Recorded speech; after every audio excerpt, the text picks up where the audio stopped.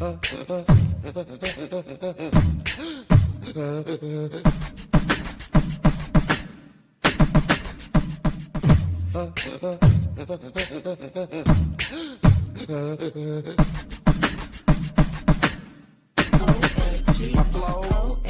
my click, my spit, my chick, her ass, this trash. You better get with the program, cause I don't fear no man, especially not you, fam. You softer than a slow jam. Come on, bro, hand, you know that I'm a Coach fan.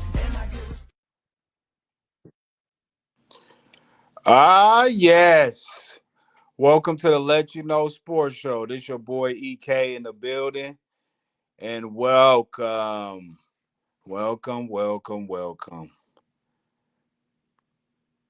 And I got NOO with me. What's going on, NOO? Yes. It is us another Tuesday. Time for some sports talk. A lot of shit been going on. People been getting swept. You know, it's guys that getting paid $50 million. People putting in the top 5 and the top 3 and the top 2. Some of them say he number 1, but he not. But people like Austin Reeves is getting a lot of stuff going on, man. A lot of stuff going on. Well, let's get into the NBA playoffs first, man. Let's go ahead and get into that real quick, man. Look like 2 teams already took a day spot in the conference finals. You got the New York Knicks, who swept the Philadelphia 76ers. And then last night, OKC put away the Los Angeles Lakers. How you feeling about that, man? I know you wanted LeBron to suffer, so what? Hey, man, like I said, it's not that I wanted him to suffer. He has to suffer. You got to let people like him fall on their face flat because he thinks it's him. He think they was number 2 seed because of, WEMBY, God. Sorry, the game's on. They think he's a number 2 seed because of him. But no. The real MVP is the reason why they're the number 2 seed. And in this series, if this don't show you Luka's the real MVP, I don't know what is. I don't know what would show y'all that this team sucks without Luka Doncic. They do suck. Oklahoma City Thunder looked pretty damn good without his SGA in the game, every single game. Did they not? They did. Actually, he didn't really have a good series. He had no effect on that series whatsoever, cuz. His minutes were basically it was a good game. When he come out the game, that middle of the third quarter, they started blowing niggas out. So I think it's safe to say that OKC will be fine without SGA. I mean, to win a game, maybe, but to win a championship, I would say no. I wouldn't. I'm not talking about a championship. I'm just talking about a team that played 82 games throughout a season. If the Lakers played 82 games without Luka, and OKC played 82 games without SGA, who do you think would have a better record? Your opinion? I definitely would say OKC. Just because it just seems like every guy that they have, they either play good defense or they can shoot from the outside. So that's hard to beat, man. When you can play defense and you got good shooters. Yeah. I see why the Lakers was having trouble. Yeah, it's not easy. It's not easy, baby.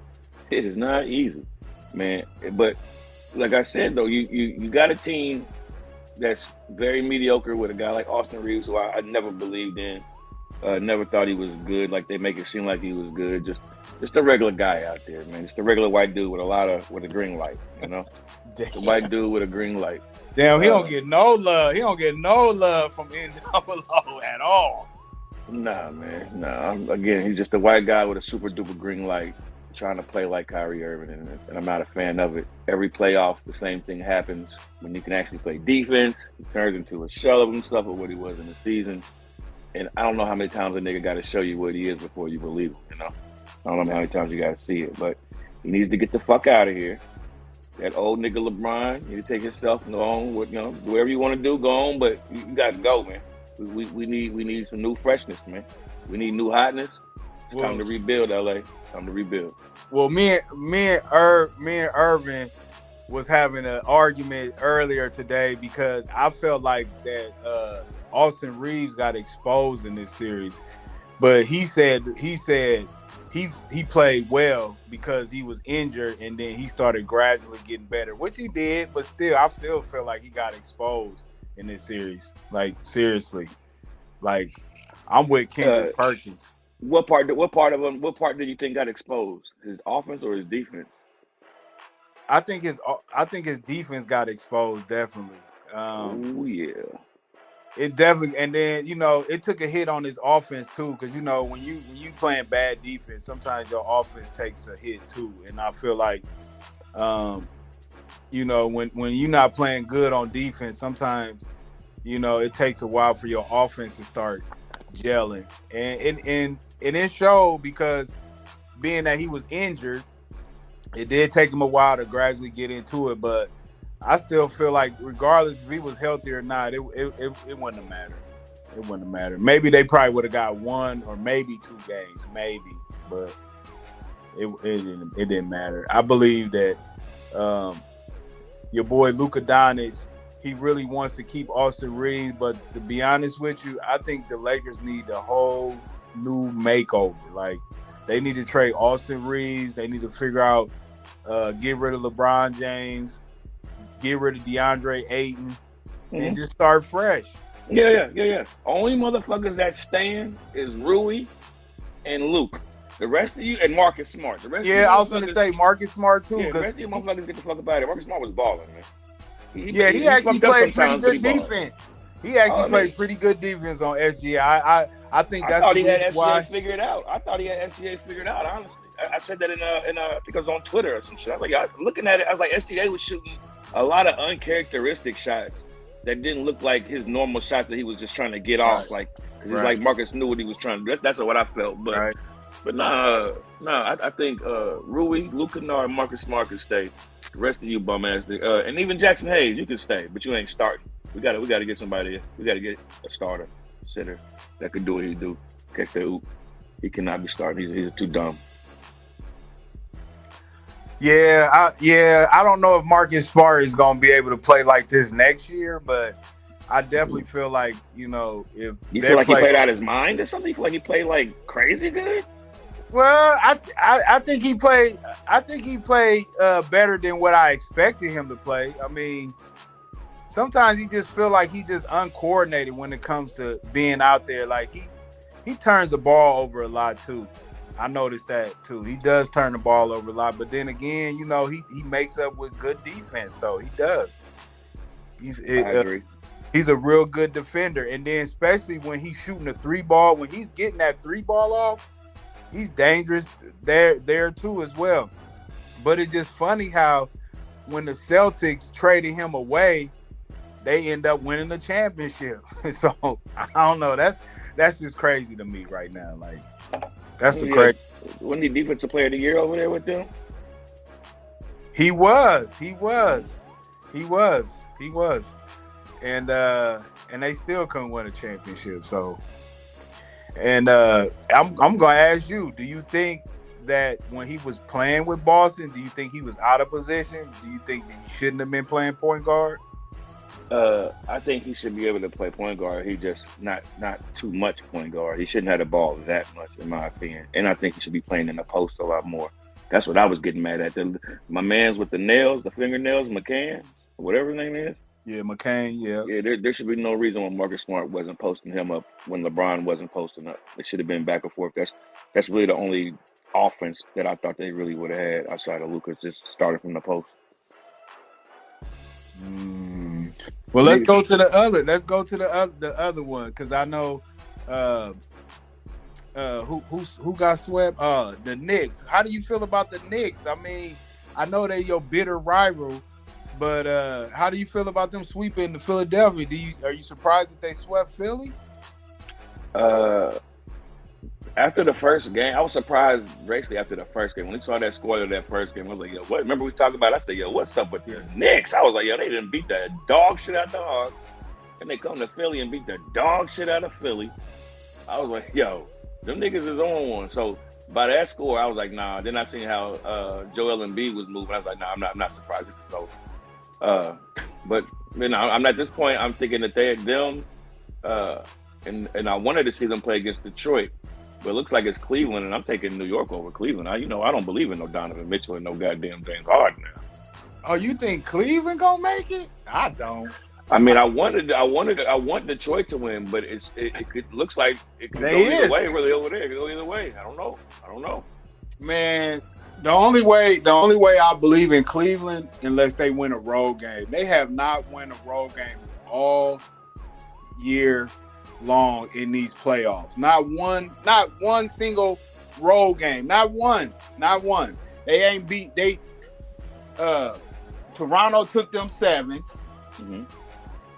They didn't win not one road game in Toronto, even though they had chances to beat them. They didn't do it. And then Detroit, they stink up the joint when they played Detroit. When they was in Detroit, they just couldn't shoot. Nobody could do nothing. Donovan Mitchell, I've noticed that when he doesn't get over 30 points in any game, in any playoff game this year, they don't win. They don't win unless they're at home, because then that means everybody's playing good at home. But on the road, that's when he really needs to score 39 or 43 like he did the other night. You know what I'm saying? 39 points in the second half. I was shocked myself because some of the shots that he was taking, he takes those shots all the time. This time he was hitting them. He was hitting them though. He went off. He started off awful in the first half. He did. He came back. He did, and he told his team. He told his team that he apologized for not stepping up, and then what happened? He came out and had a performance like that too. Well, look, I feel that, but this is the issue. Why is it always Donovan Mitchell got to put this team on his back to do it? When is somebody gonna come and help him? When is somebody gonna come and help Donovan Mitchell? You right. No, I totally agree with you, Herb. He do need help. That's why they brought in James Harden. Hey, listen, honestly, I'm gonna just say this: Donovan Mitchell, I don't know if I think he still got another year in his contract or whatever, or I don't know what it's looking like, but I just feel like he needs to try. Him and Giannis need to play with each other, because them two are the only two people that always put the team on their back, and I just feel like them two together will be a better match than what they're talking about. He get the help in a power forward position, someone that can score and play defense, so he's fine with. He can still play the way he plays because he's still got a defensive player that can score instead of worry about Evan Mobley, who can't score. But he can score. Evan Mobley can't score? He can score. Well, let's say this. Let's say he can't score at a consistent 25 points a game, but he might do it every now and then.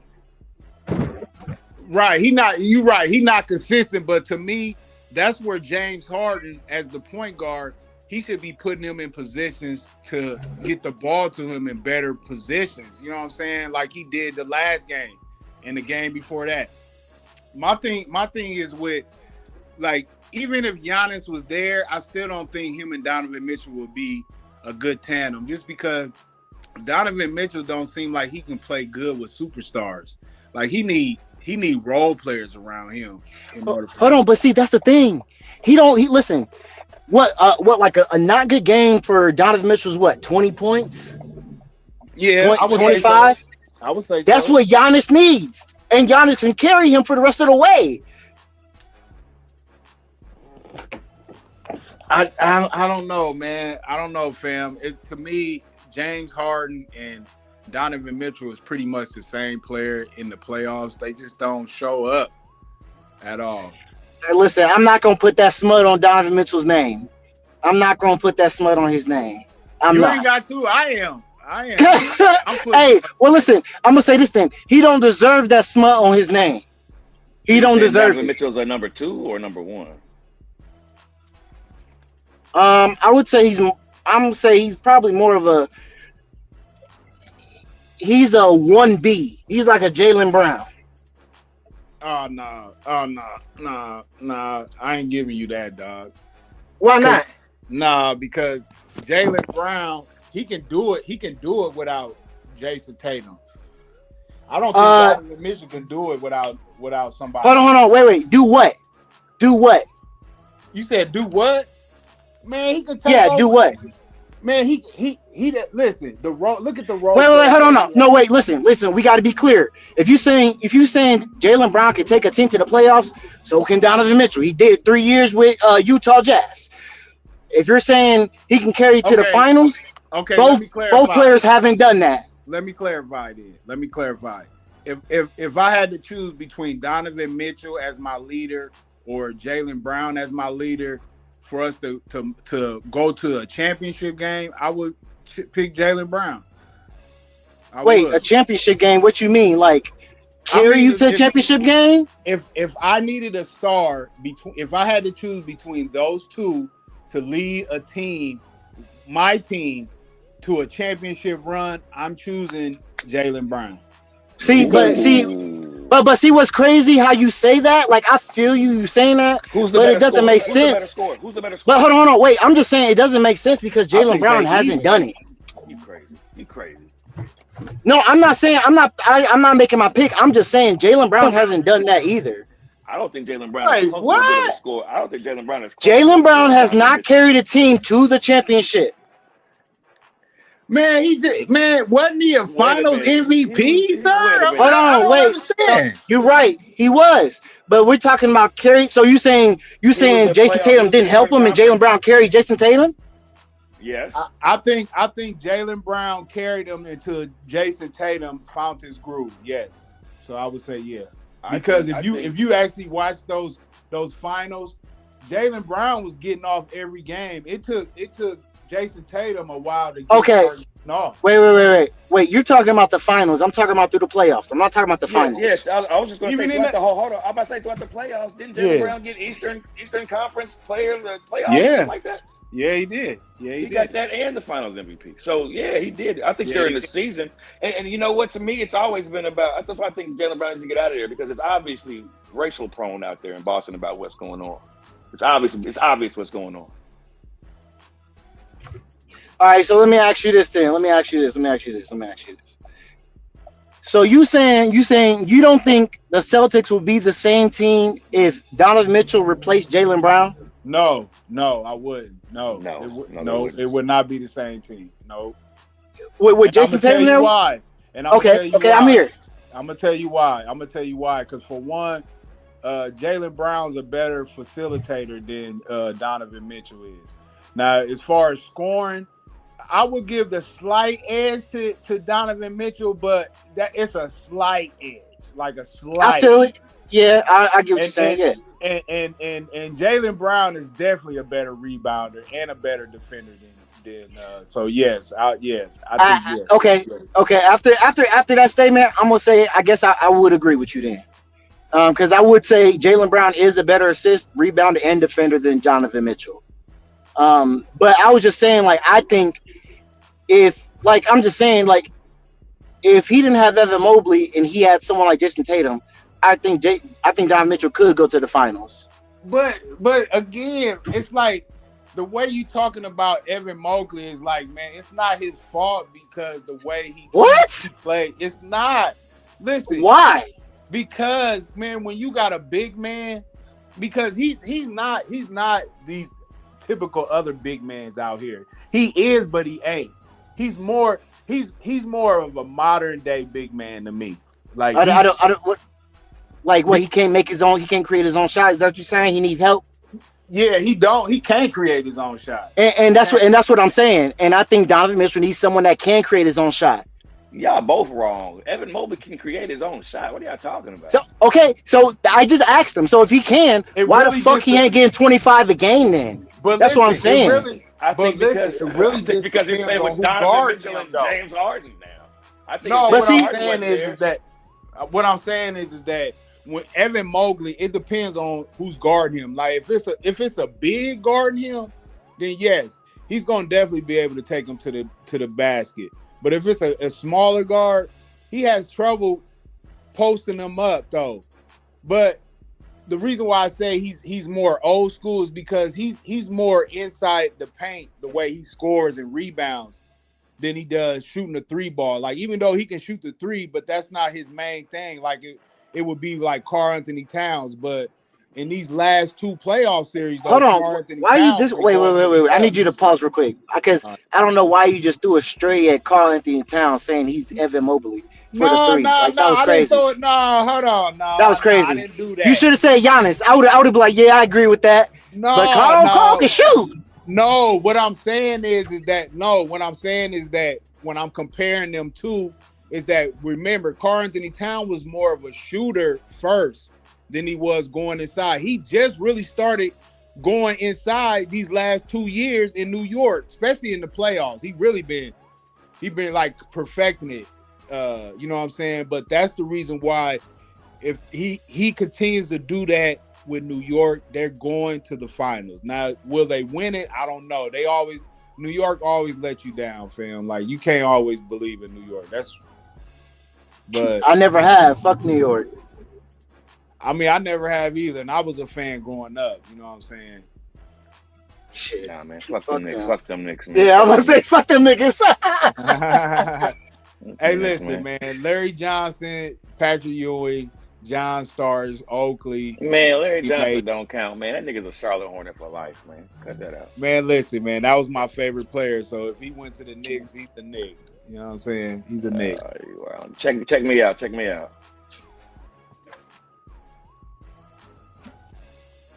Check me. I want to show y'all this real quick. All right.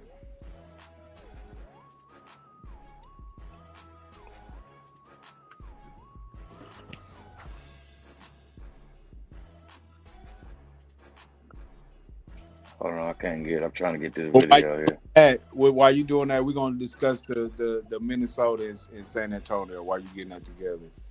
So it's over now. They blowing them out now. Yeah.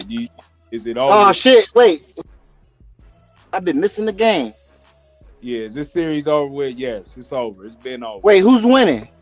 Come on, San Antonio by 15 with 5 minutes. Oh baby, Ron Harper's son taking it to the hole with the left and dunking on that African nigga. Come on, man. Come on, man. What are we talking? You said with 15 minutes left. 5 minutes left. 17. They just showed a video of Jaden McDaniels getting a towel from the towel boy. He just threw it back on the ground like, nigga, fuck you, nigga. He's pissed. Yeah. You know what that means? You know, hey, if he's pissed, this was gonna happen. Spurs gonna win this game. Timberwolves gonna win next game. Game 7, Spurs win by 5. He on the bench pouting like a hoe. He ain't gonna do nothing. He on the bench pouting like a hoe. Man. Hold on. Wait. What? It's over, dog. Earlier.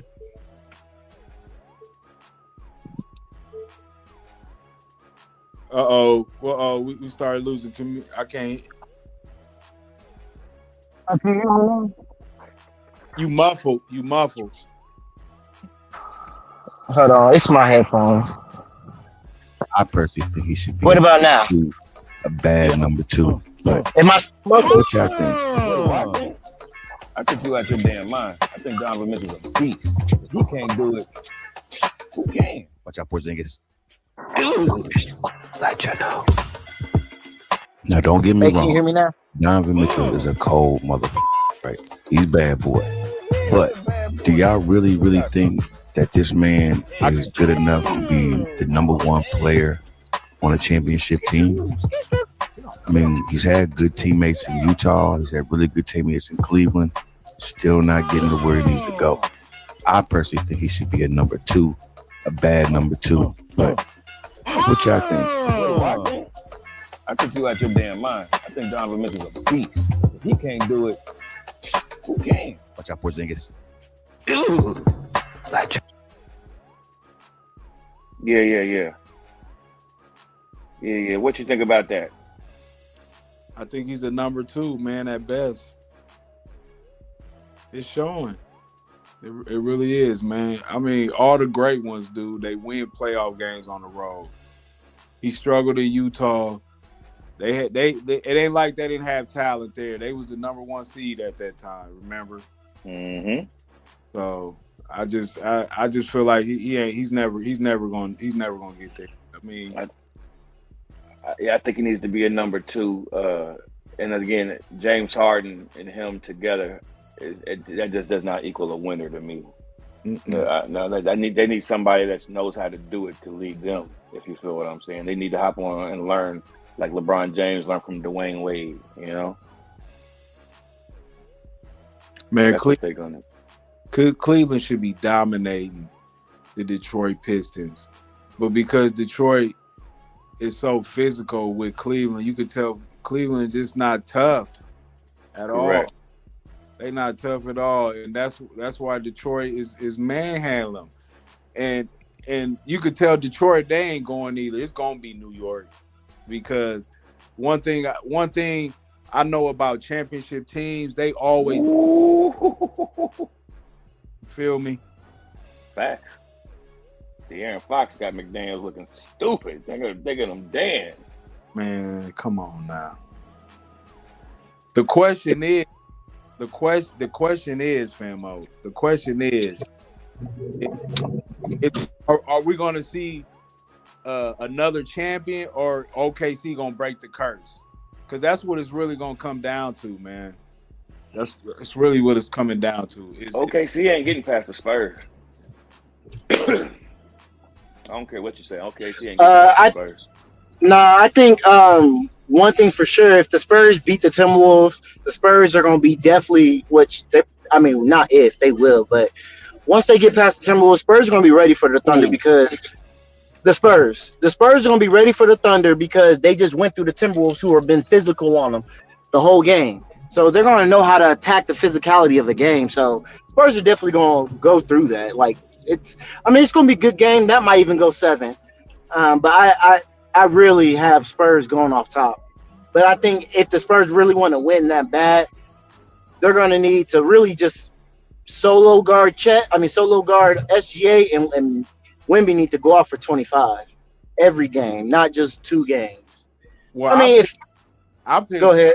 I picked OKC to win it all, but I'm kind of leaning towards the Spurs just because of Victor Wembanyama. You could tell that he makes a difference. Like when they lost that game, when they lost that first game, I knew that they was gonna beat Minnesota just because everybody was talking shit about Wemby. You know what I'm saying? But he still had a triple-double. You feel me? That's why I was like, you know what? All he really got to do is start scoring and showing his dominance, because really he dominated for real. Like, you could tell the Spurs is a different team when he on the floor. Oh yeah. Like I said, and they already got some dogs with him. Putting him with them, like I said, it's just everything fitting together. And that whoever that coach's name is, he don't really get no props. I don't really hear his name a lot. Mitch Johnson. Yeah, I don't hear his name a lot, but he looks like a Mitch. Yeah. Well, they were talking about he was one of the candidates for Coach of the Year. Well, yeah. I mean, I don't hear his name like brought up by the people talking sports all day, every day. I don't. Well, really listen, you gotta go to the actual. Well, they talked about it, especially if you heard his press conference after Wemby threw that elbow. He was like, "Well, good. I'm glad he did. He's protecting himself." That's basically what he said. Whoa, that's a good. I agree with which, listen, Wemby should have got fined for that though. Still, if you don't suspend him, he should have got a fine. Like, and listen, if you're going to have this precedent about great players, you're going to want them to play. Well, we expect Wemby to go off for 25 then. Fuck that triple-double. Nigga, you better score 25. We're going to keep you in this fucking game. That's how you feel? I mean, yeah, if a nigga throwing elbows like he John Jones, then yeah. Man, I think he ain't did it since then. Before then, that's what's kind of crazy. It's like, if I'm a ref, I'm gonna know, hey man, Wemby this ain't no normal shit for Wemby to wild out like this. You know what I'm saying? I'm a question. So if you check us out, Irv. Check this out. About the real reason why Wemby was ejected tonight, and it is because the Timberwolves have been beating the shit out of Wemby all series long. And also some credit to Rudy Gobert. He got some big fella on big fella crime here, and he has Wemby pissed off tonight. And when you start to poke the bear enough, you get a reaction out of him. And when you do that for 13 straight quarters. Grabbing his hand, grabbing his Maybe, just fucking maybe, you will get the big fella. Okay, they're getting a lot of cheap shots. A lot of cheap shots. To throw Bam. a Ron Artest elbow Ew. right in Nas Reed's fucking teeth. Knew he was right there. It's still hard. Yeah, you see him look back. You saw him look back. Wemby, hey, listen, Wemby did the same thing. He looked back before he launched that elbow. Because at first I was with Wemby. I'm like, yeah, man, y'all beating him up. But again, you got to remember, man, the physicality gets more and more when it's in the playoffs, and motherfuckers get beat up. They do. I don't see motherfuckers getting beat up. I see Wemby getting beat up. That's the problem.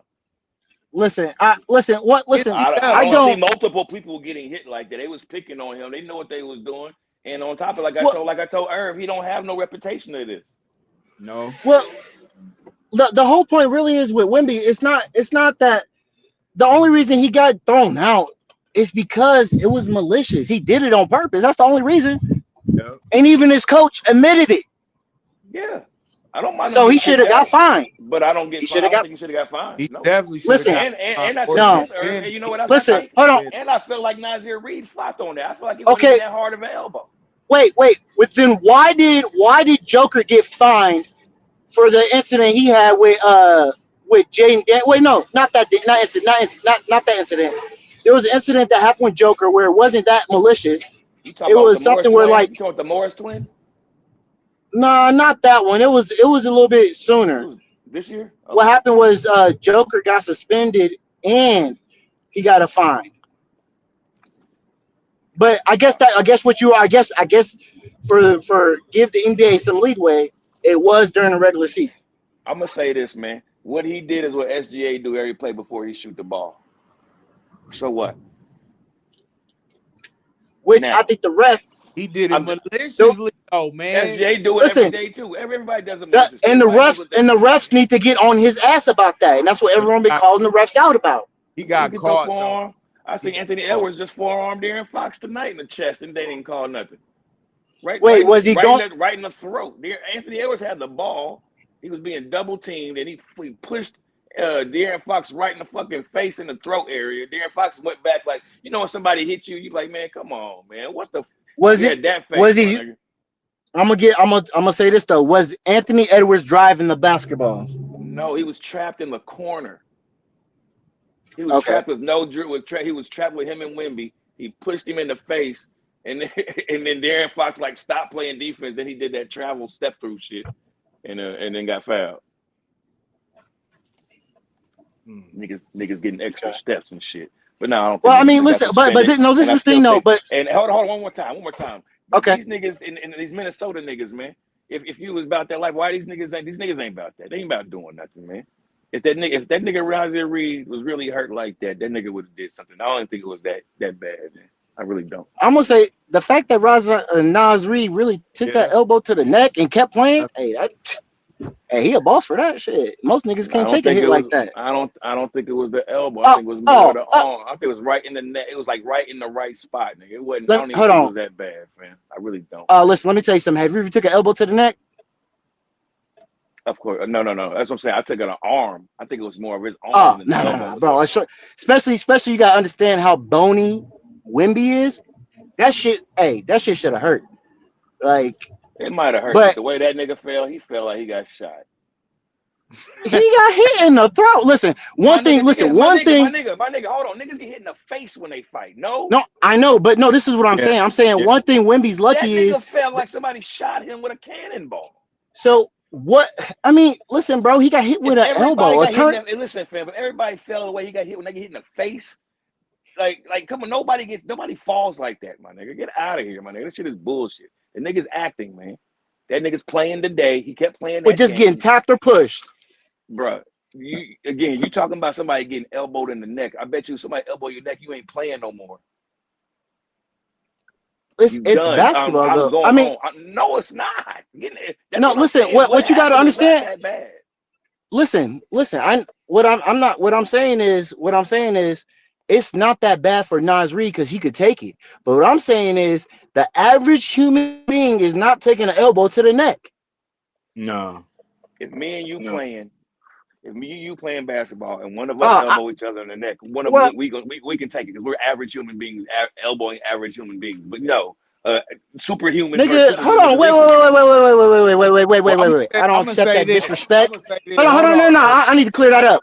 I don't accept that disrespect because one, I'm not average. I'm a nigga that's 32 playing rugby against young ass niggas taking hits all the time. So that ain't nothing new for me. I'm talking about you are average man. No, what size man.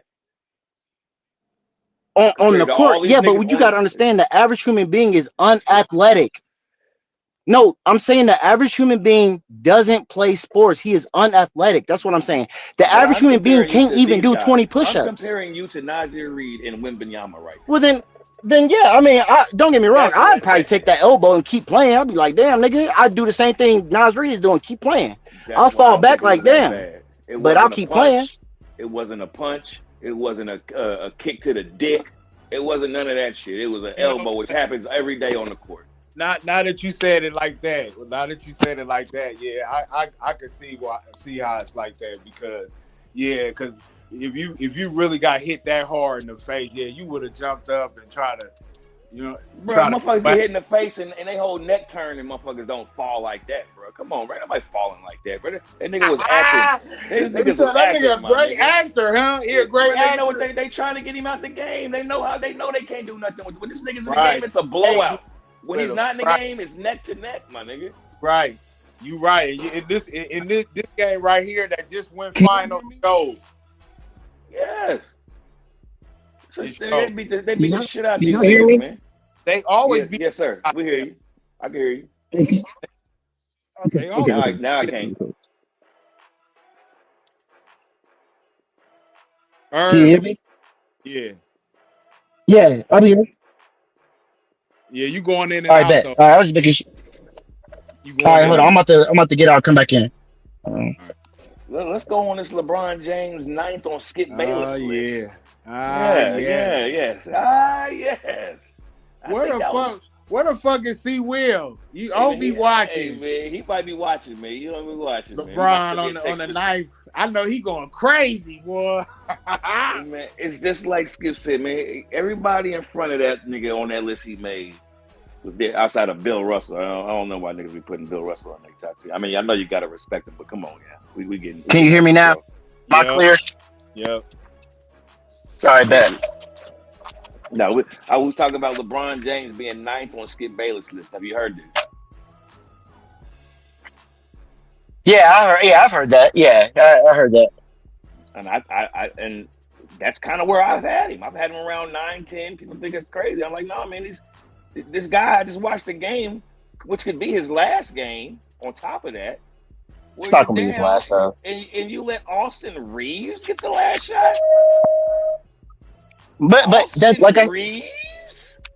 Ryan. I mean, but LeBron always does that though. That's what he does. He looks for a better shot. He doesn't always. I'm gonna take the shot, and that's just who LeBron always been. You're right. Listen, no, because it's the same thing. It's the same thing when he was in the finals with the Cavaliers, and he gave that pass to Tristan Thompson, and he missed the dunk. They were like, "Nigga, why you just drive? What the fuck is you doing?" No, I do get that. That's why the knock is on LeBron because a lot of people just like be selfish and take the shot but he'll pass up that shot and give it to somebody else that's open. I get it. Fam. Yeah. No, I'm not. Man. I'm just saying he does do it, bro. Set us straight then. Set us straight. He doesn't straight, man. Set us straight, dog. Let's start this. Let's start here. Did y'all watch the end of the game? Did y'all see the shot Austin Reeves took? No, I did see it. I didn't see the new game. I stopped watching it because I do. All they did was pass it into Austin Reeves, him take a one-on-one pull-up three-pointer. That's all it was. Just a one-on-one pull-up three-pointer. He dribbled, shot it, and missed it, right? So you're saying LeBron James, it wasn't like LeBron passed up a shot and found Austin wide open in the corner. No. It was, let's draw out the play for Austin Reeves to get this last shot. Not the nigga that's supposed to be the GOAT. Not the nigga that's supposed to be top 2. Not the nigga that's getting paid $50 million a year. Let's give it to the cracker from wherever the fuck he from, bumfuck Egypt, and let him shoot it. The nigga that's barely an all-star. That's craziness, my nigga. That's why you're ninth. No, I agree. I agree that it's crazy, but listen. I never thought LeBron was better than Kobe Bryant. So, I mean, and people always forget about him on the list. They do. So I mean, like, I definitely get what you're saying, but it's just LeBron always played like that because in the beginning, I mean, like I said, no one really considered him as a scorer. So that's really the real issue. So how did he become the all-time leading scorer then? No, I'm saying no one considered him a scorer, and it's mainly because he really didn't shoot. He just drove to the basket and just scored on niggas. But he's a layup king. He's the layup king. And what you gonna do for a nigga that's like watching? It's the same way with Calvin Johnson when he played football. All you gotta do is throw it up to him. He gonna catch it because he's bigger than everybody. LeBron's just bigger than everybody, faster than most people. He gonna just drive in on you. Dunk. Think about LeBron. He's not bigger than everybody, but in basketball, he finds a mismatch. He finds his mismatch. He finds a smaller guy. Yeah, bigger guy. I'm quicker than the bigger guy. That's what makes LeBron James special, is because his speed and his size. If you're big, like if you're built like Amari Stoudemire, but you move quick, you're a mismatch to the bigs. And then if you can be big and play like a small guy, you're a mismatch to the small. That's what LeBron James. And he's from that era. He's from that. You said you 30-something, we 40. He's from that era where niggas was actually playing basketball. He watched niggas play real basketball. That's why he can play for so long. He knows how to play while these niggas are just running, jumping, and shooting. Running and gunning. Say it, running and gunning. Most people, yes, because most basketball running, gunning, and jumping. That's all they doing. Running, jumping, and gunning. They doing wasting all this goddamn energy. Well, because most people play now in basketball based on their talent and not actually developing their skill level. So, I mean, yeah, that's a damn shame. Talk about it then, because I mean, that's why I'm wondering why is the NBA down because of that. I would say, yeah, because I mean, like everyone has an individual skill, but no one's like it's just a lot more talent, but I wouldn't say there is as much skill all around. I mean, there's teams that got deep skilled players. Don't get me wrong, but if we're looking at the league as a whole, most players play off their talent and not actually developing their game. That's why it takes a lot of players. Like, why he ain't create a shot yet? Because most players aren't in the gym through the summertime. They out getting lit, enjoying the money, aka James Harden. Like, these players don't find a reason to really let me. You know what I'm saying? I'm getting paid anyways off just my talents. Why do I need to get better? I'm good enough. I'm in the NBA. You're talking about LeBron James right now, aren't you? LeBron James ain't got no better. That nigga been doing the same shit like you said, layup after layup after layup. He just know how to play basketball. But that man is very limited skill-wise. Let me say too about LeBron. Listen, I would never say he's not a great player, but one thing for sure though, we call him a layup king. But let me ask you something. This is a question I have. Have you ever how many centers have you seen LeBron dunk on? Not many. Like he ran down the lane and challenged them and actually dunked on this nigga. Not many. And I think that says something too. Just about one, it's proves that LeBron picks his poison about his mismatches, like you said. But it also shows that LeBron could have been the most. I mean, people say he's been the most dominant for a certain amount of years, but I don't agree with that because his competition either overlapped him every other year. He wasn't. You know what I'm saying? It's just. I don't think he's better than Dwayne Wade. I'm taking prime Dwayne Wade over prime LeBron James myself. Well, listen. I'm. A lot of people are going to disagree with you with that, but I might be on your side because D Wade literally took Shaq to the finals. D Wade he's a better defender. Off of the injury, D Wade took Shaq to the final off of the injury. They lost the teams. They lost to all the teams in the finals who had experience. D Wade was a better D Wade was a better defender, a better scorer, and a better shooter than LeBron James in their prime. Stop me when I'm wrong. You said better shooter? Better shooter in his prime, better scorer in his prime, and a better defender in his prime. What is Well, what look, is his prime? What is his prime? LeBron's prime is Cavaliers, Miami Cavaliers. Then after that, it wasn't. He just went to the Lakers. I don't think LeBron was in his prime when he's with the Lakers. When he I went went to to Miami. Cavaliers, when he back to the Cavaliers, he was already on his downcline from his prime. To me, in Nah. my opinion. Well, I just think the East was terrible. It was like it was pretty much wherever he went, the East was in the East. They was gonna be the team to beat in the East. Well, let's not forget the first time he went to the. We know a lot of people like to brag about him going to the finals the first time, where he got swept against the Spurs.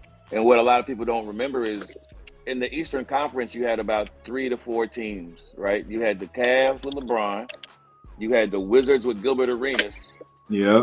you had Miami with Dwayne Wade, and then you had the Raptors with Chris Bosh. That was pretty No, much the in team. Detroit. In Detroit, remember Detroit? Yep, Detroit. Yep. Yeah, no, you're right. I'm talking about teams with stars though, with a star on it. I'm talking about a guy with a star. Detroit was like a team, right? Yeah, But you're right. so what happens is that year, Detroit was his only challenge really that year. Dwayne Wade was hurt that year, and Gilbert Arenas was out that year. So there really wasn't any competition but Detroit that year. And he did his thing. I can't think about what he did. He did his thing, but it was a very easy road to the finals outside of Detroit, and that's kind of why they kind of got what they got, because he had no business being there. But again, he was in the East, so it was guaranteed to me. Like, but this is after Dwayne Wade won the chip, though. Remember, Dwayne Wade had already won the chip. But I'm saying, like, once LeBron found the way to get out of the East, that's when I knew he was, like, even when he was in Cleveland, all them times that they either lost to Boston or who they lose to? They beat the Wizards, didn't they? Though they beat the Wizards, right? Yeah, they beat the Wizards. Yeah. So it was just Orlando. They lost to Detroit and they lost to Boston, right? Those are teams that they lost when they was with LeBron. Orlando, Detroit, and Boston. Correct. Yeah, the Detroit team that Reggie Miller lost to, and the Boston team that Kobe beat.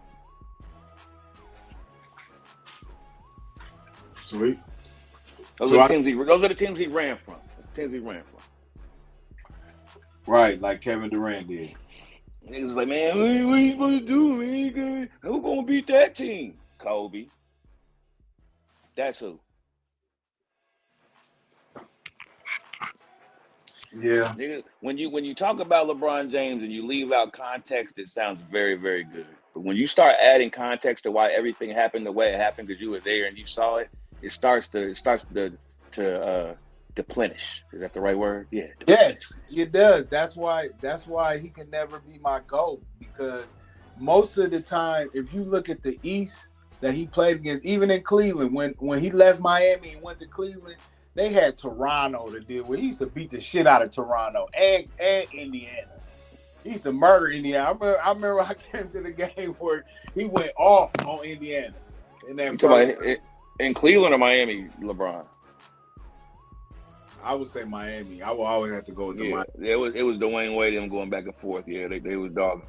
Yeah. Let's get back to this ninth list, man. Let's get to what players would you put in front of LeBron James? I'm gonna let Herb go. Go ahead, Herb. What players you got in front of LeBron, Herb? Players in front of LeBron. Kobe, shit. Mike. That's 2. Yeah. I'd probably say Kareem. Okay. Yeah. Wilt. I'm about to say Wilt. Okay. Magic. Magic Johnson. Yes. No. Yes. Yeah, I would say Magic Johnson. Yeah, I would also say Akeem Olajuwon. Ooh, that's Larry Bird. Yeah, listen, and I think a lot of people sleep on Larry Bird. I mean, I just think because he got Man, injured during his career. Larry Bird Yeah, better than no, LeBron. I know, but people, no, I agree with that. But I'm just saying, I'm just saying, like, when people be like, oh, Larry Bird, he was this and he was that. I'm like, bro, what you mean? He was MVP three times in a row, and yeah, he had a static team, but he carried that team still. That boy was shooting shots like no other. It was crazy how he was even scoring. So I understand people's dislike of putting. Well, I understand LeBron fans' dislike of putting Larry Bird in front of him. But if you go watch those clips, LeBron's not doing anything like he was coming in talking shit and proving it. Like it was crazy watching. Like it's crazy. Hey, you know who he remind me of? Luka Doncic remind me of Larry Bird because the way he talks. Yes, they listen. There's on the first brew on first things first. He called him Luka Legend or Baby. Someone called him Baby Bird too. I think that might have been Skip Bayless, Uncle Ron, actually. All right, keep going. What about Tim Duncan? Yeah. Oh yeah, Tim. Yeah, definitely. Tim. Yeah, definitely. What about Shaq? Yeah, I'm about to put Shaq up there. Yeah.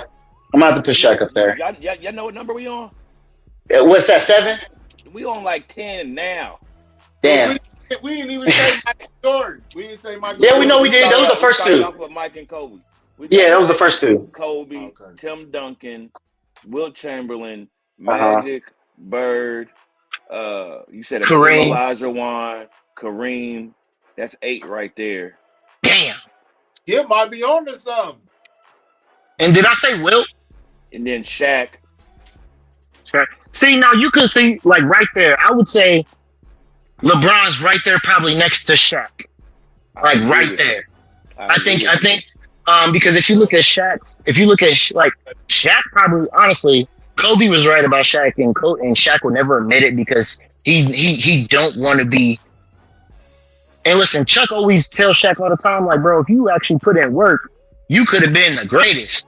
But Shaq is always going to deny it. I would have been Shaq is always going to deny it, but he's in denial because he knows he could have. He knows because if you watch him in Orlando, this nigga was bringing the ball up like it was crazy. It was crazy what he was doing in Orlando. So that's why I feel like he should have never left because it took the fun out of the game for him. You know what I'm saying? Almost like the way he was doing stuff, but then he got kind of serious. Like he wanted to win championships. I get it.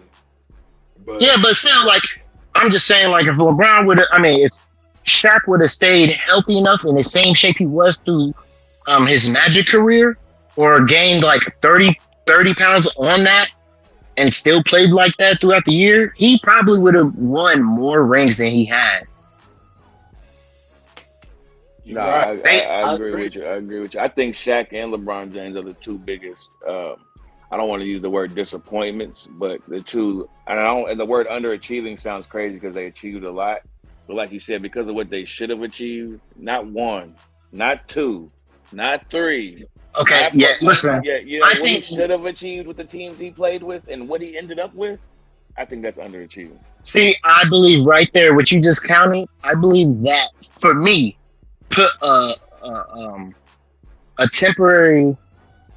I don't want to say stain. That's too strong, but like a temporary blip on what LeBron was really trying to do. Because explain that. You can't go in a press conference and say not 1, not 3, not 5. You go to 8. When you say the number 8, and you only spend 4 years there. Nigga, who is you hyping up? Yourself or no? Or most of the fans? No, Irv, that's the thing. He stacked the deck. He's so crazy. He thought he was going to win 8. Damn, that's what I said. They just took to. There was 3 teams or 4 teams in the East. There was 4 teams. Hold on, wait. There's 4 teams in the East that we brought 4 or 5 teams. He took Chris Bosh from Toronto. He left Cleveland, and they all went to Miami. That leaves the Celtics. Detroit done now. They just leave the Celtics. And what I don't like is when people say, they're like, people the Celtics teamed up to get rid of LeBron. I'm like, nigga, no, because Ray Allen and KG was in a whole different conference when they came over. What are you talking about? That don't even make sense. And Dwayne Wade literally admitted that once they saw Kobe get that 5th ring, that them niggas said, "Oh shit, this nigga about to get 6. He called LeBron after that."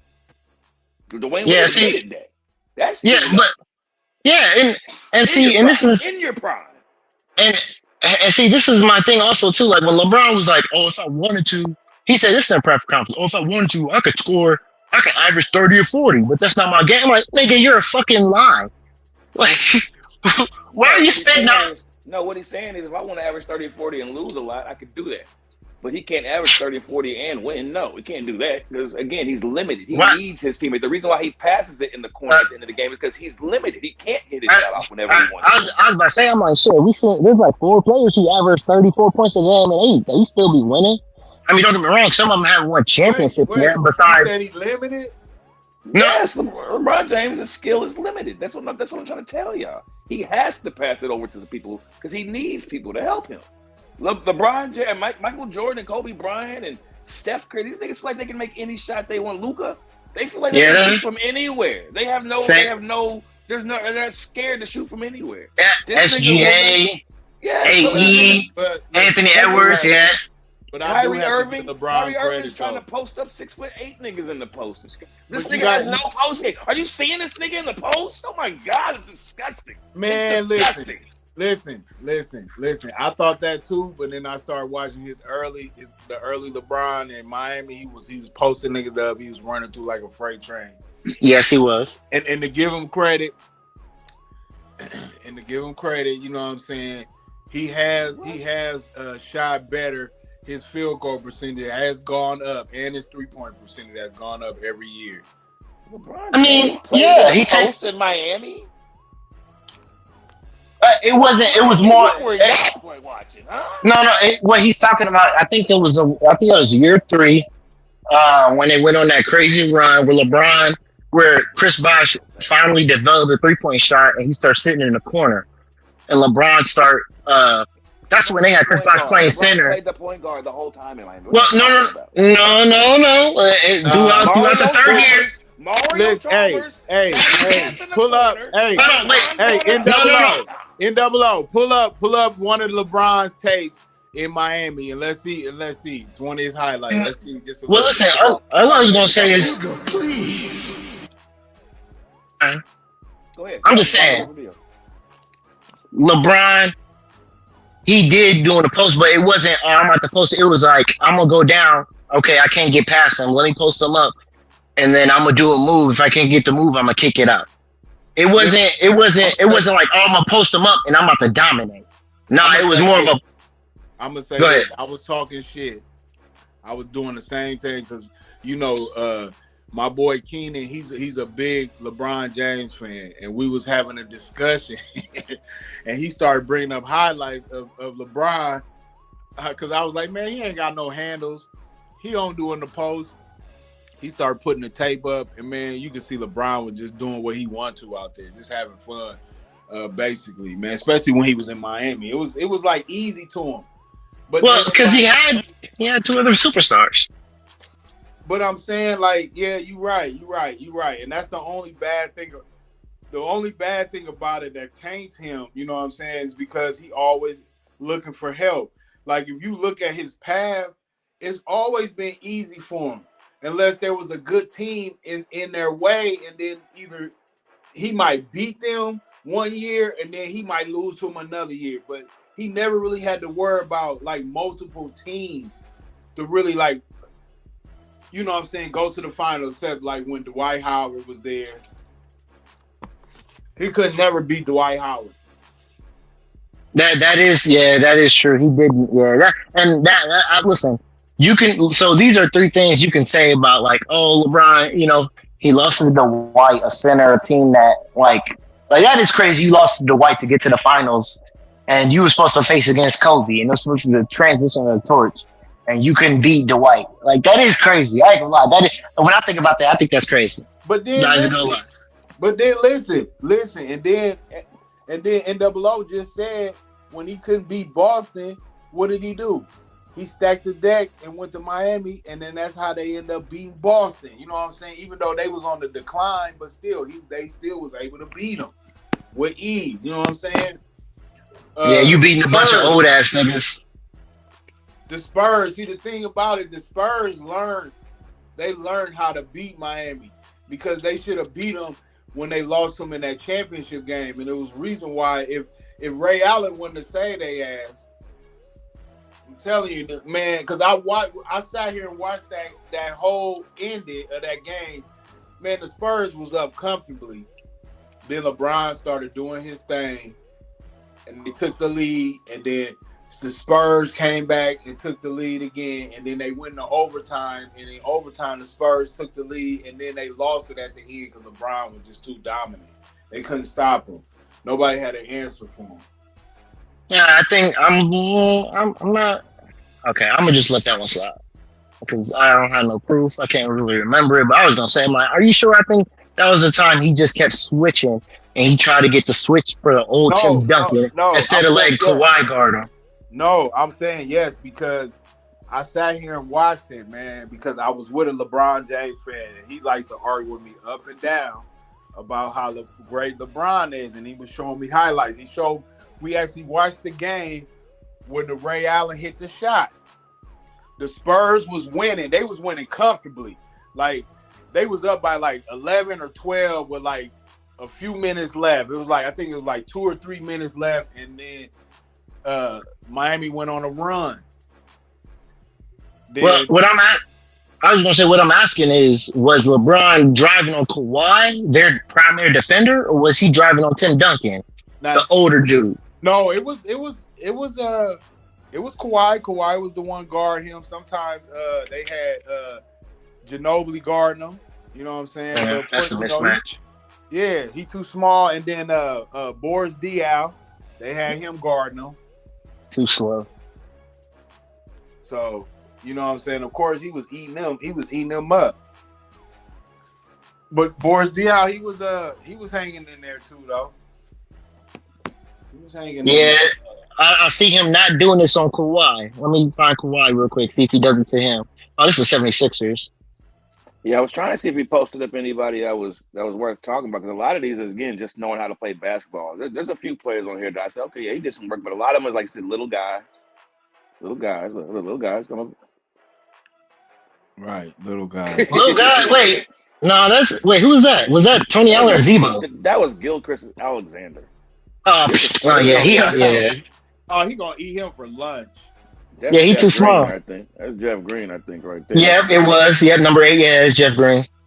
Shannon Brown ain't never played no defense in the post. Give it back to me. And look at that. Come here, Monica's boyfriend. I'm going here. Like, he already gave him the edge inside the paint, so he already fucked that up. Like, why are you giving him the edge to the baseline? You have no help down there. What are you doing? So wait a minute. So let's get back to the topic though. So what did we end up having LeBron? Is that everybody that we feel like what did he end up being on the list? I think it was like 10 or 9.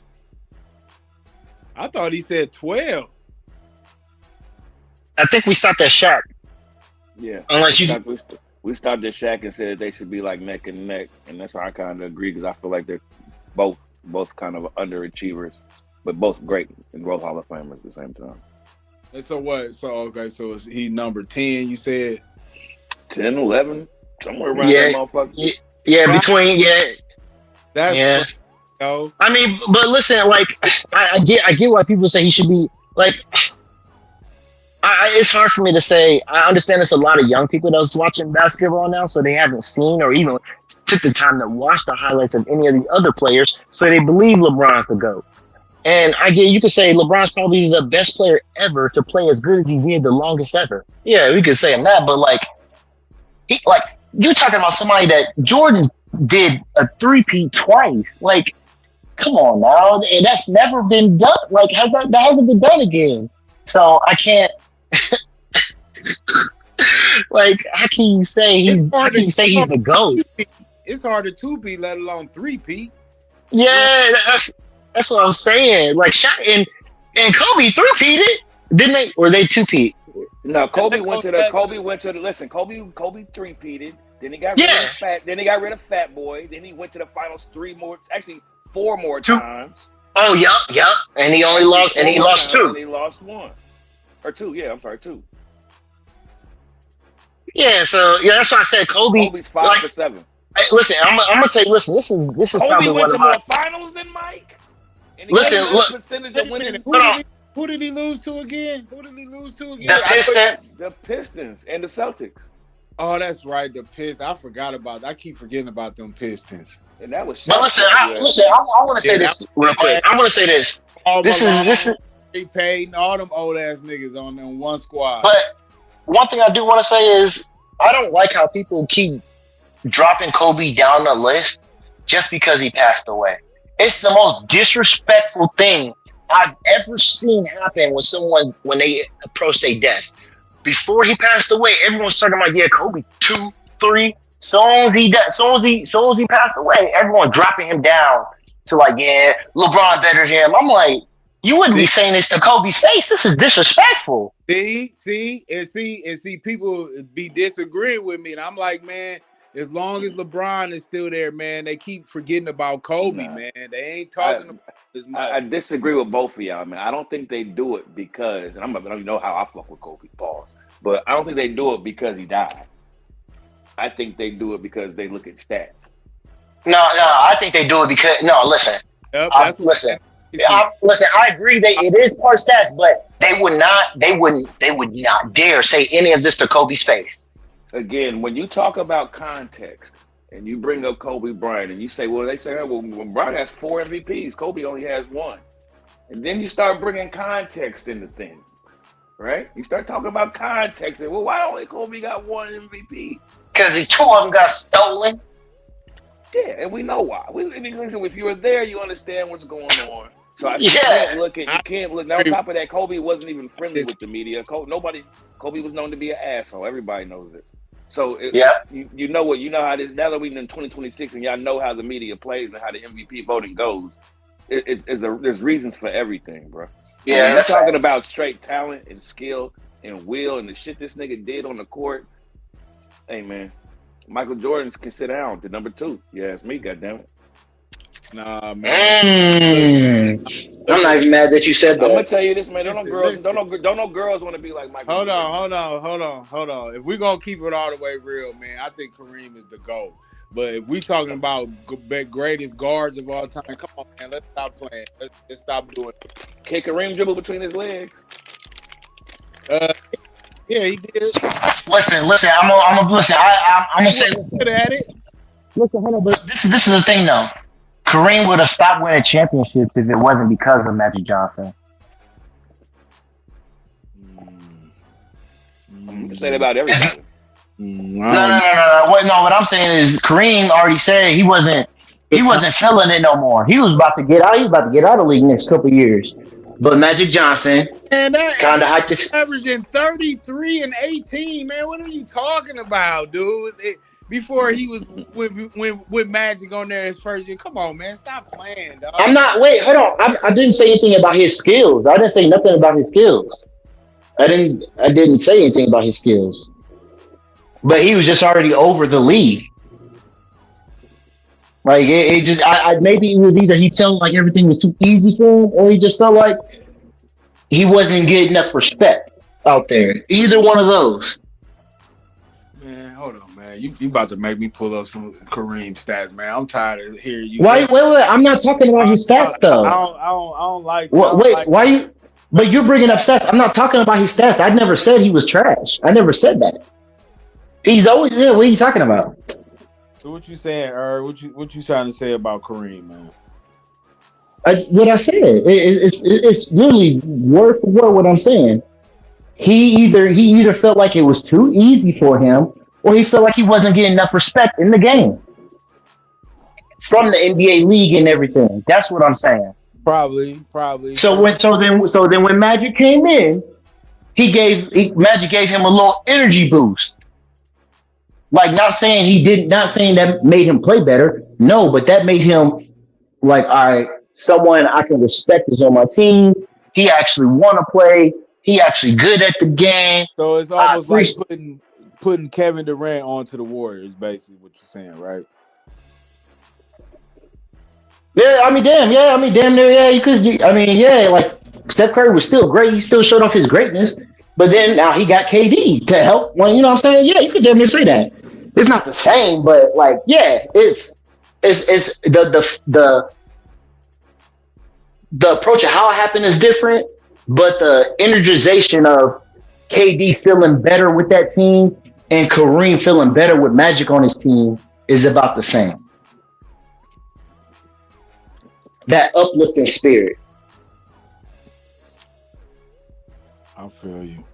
NOO, you want to add something before we move on to another topic? No, man, Kobe's the greatest basketball player of all time. Kareem can't dunk like Kobe. You brought up LeBron James. How many centers he's dunked on? Can I tell you how many centers Kobe's dunked on? Or can I just think? Almost all of them. Go ahead. You want to anyway. Go ahead. You want to anyway. Can I tell you how many Hall of Famers that Kobe's dunked on? Almost all of them. Almost all of them. You heard of Steve Nash? Got him.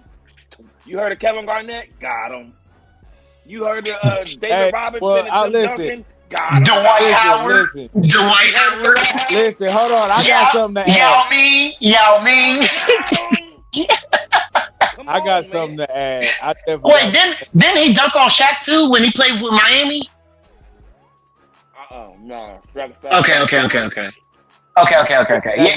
That happens, dog. You ain't letting that happen.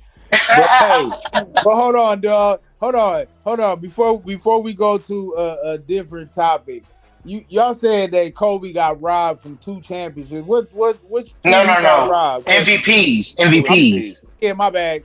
Not championships, MVPs. So which 2? Because that the one 2 that Nash one that they played them in the first round, man. Steve Nash held. Man, he played like an MVP against the Lakers. That's awesome and everything, but the MVP's a season award, sir. Yeah.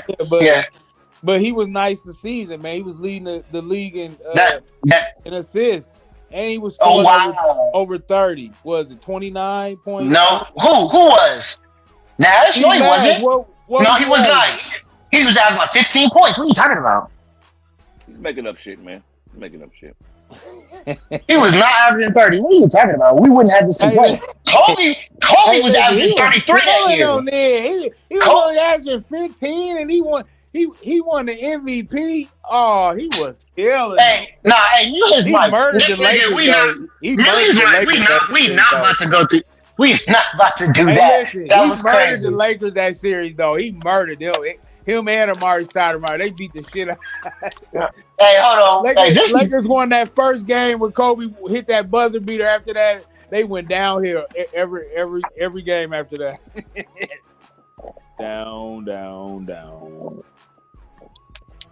down. This is crazy. He averaged 15.5 points. God, he was killing them. 11.5 assists and 3 rebounds. Only 11 assists. They don't. God, he was killing them. Listen. I would have given Nash more credit if he was averaging like 15 or 26 a game, like he was John Stockton, but he wasn't.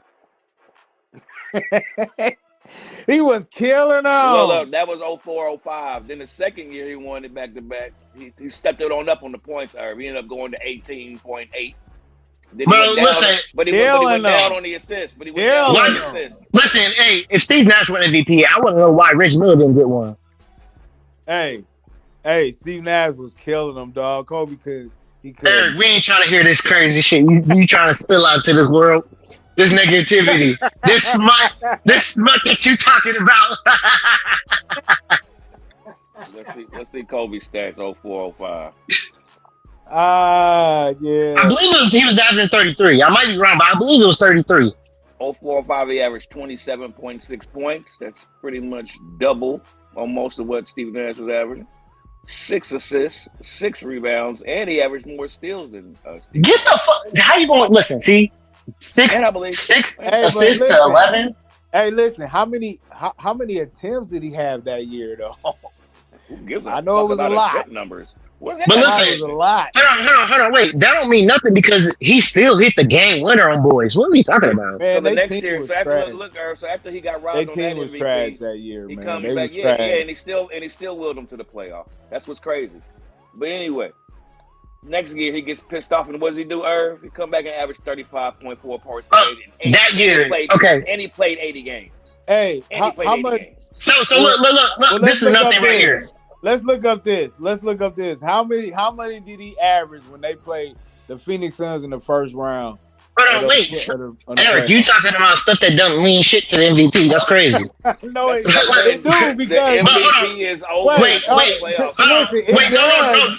Wait, no, it doesn't. Eric, I want to say something. Wait. Hold on, listen, Eric, I want to say something though. I'm about to say something real quick. This is I'm gonna kill your argument. That's all I want to hear. Who won the series? The Suns won it. All right, but listen, let me tell you this. Wait, weren't you the one? I know Evan was fighting for it, but I can't remember. Were you fighting for Luka to win MVP because he averages 34 points a game? No, I said he should be considered one of the players to be. Okay, but listen, and you talking about somebody top 3. He won. Yeah, but you talking. Well, yeah, he probably was top 5 still. But listen, you're talking about somebody who only played 65 games. We're talking about someone that played 80 games and did 33 in a more physical era of the game, and where the shooting wasn't, where it was still playing down from a down low to popping it out. So him to still average 30, 35, that bro, come on now, you don't give him the MVP? It's crazy. Yeah, man. Well, it looked like Steve Nash. They knew who they was giving it to, man. All right, listen. By the way, I'm gonna tell everybody you said that too. Hey, by the way, Kobe averaged. It said Kobe. This is what AI says. Kobe Bryant dominated the Phoenix Suns in their multiple playoff matches, averaging 29 points, 5.7 rebounds, and 5.4 assists for over 23 career playoff games against them. 12-11 against the Suns, featuring iconic 2006 and 2010 performances, including a 50-point game in 06.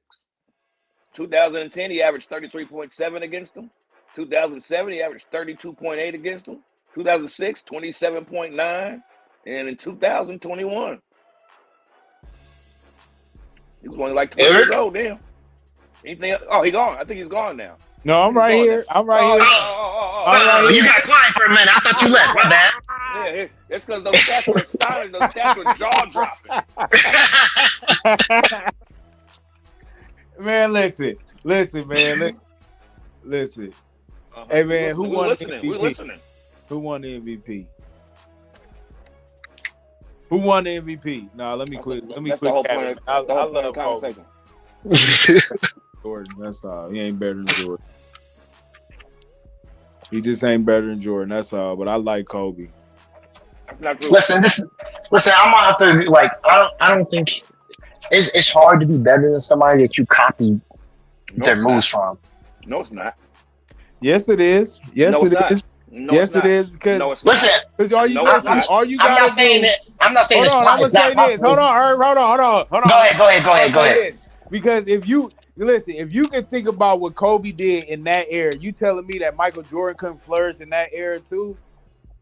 Oh yeah, no, he could definitely. Absolutely. So that's why it don't even matter how many points people score. Like LeBron James, you all-time leading scorer. Look how long it took you. Who cares? My thing is. No, you know what? I'm done. No. You gotta finish that statement. You cannot expect Kobe Bryant to be better than Michael Jordan when you imitate every move that he made. But the thing is, though, Kobe, he took hard shots, man. He made shit. He made shit harder than what it was supposed to be. No. Say what you was gonna say. You was gonna say he made the hard shit look easy. Yeah, say that. He did. Make the hard shit look easy, man. Oh, yes, he did. Jordan, yes, he did. Unlimited confidence. Listen. Why do you listen? Let me tell you something. Why do you think there's a thing saying Kobe instead of saying Jordan? Because he was making shots you didn't think he could make. Well, again, we're seeing the image shots of Michael LeBron Jordan. James is scared to take. I ain't say he did. Hey, Hey, Irv. Yeah. I got one more video. Yep, I'm here. I got one more video for you guys. Go ahead.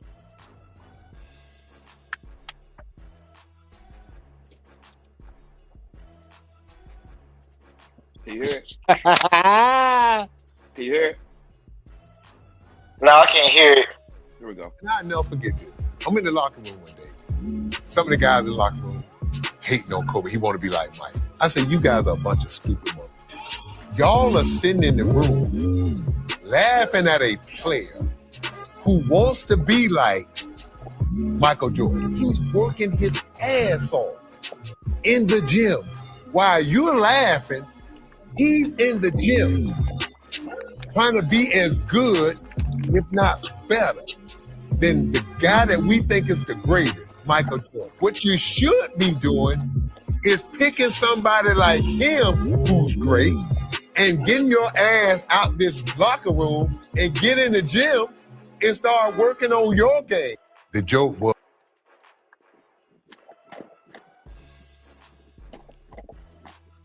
You got it, Ika. You can take it from here, brother.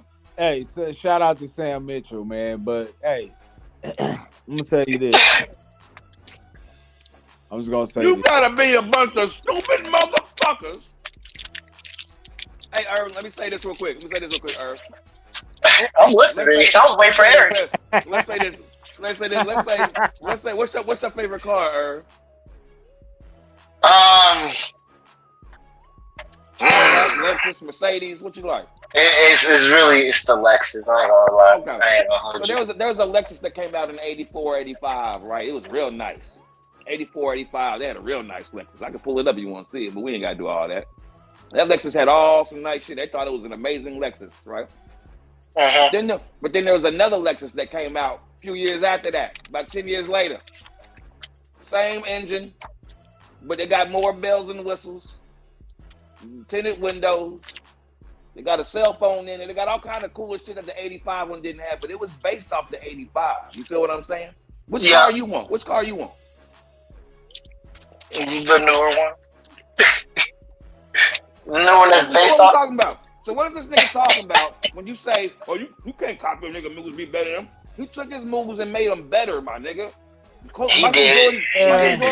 Listen. No, I'm not done. You got your chance. All right, yeah, go ahead. Finish your thought. When you get the chance, next time you and your friend are watching highlights, pull up Michael Jordan highlights and show where he was posting up and fading away from, and then go pull up Kobe's highlights and see what he was doing, nigga. About 8 more feet back, nigga. Kobe. Back, my nigga. Kobe was posting niggas up at the elbow. Yeah, man, no. Michael Jordan was posting niggas up on the block like Shaq and fading away from 7 feet, my nigga. Man, nigga, Kobe, man, get out of here. Kobe will post up a nigga on the 3-point line.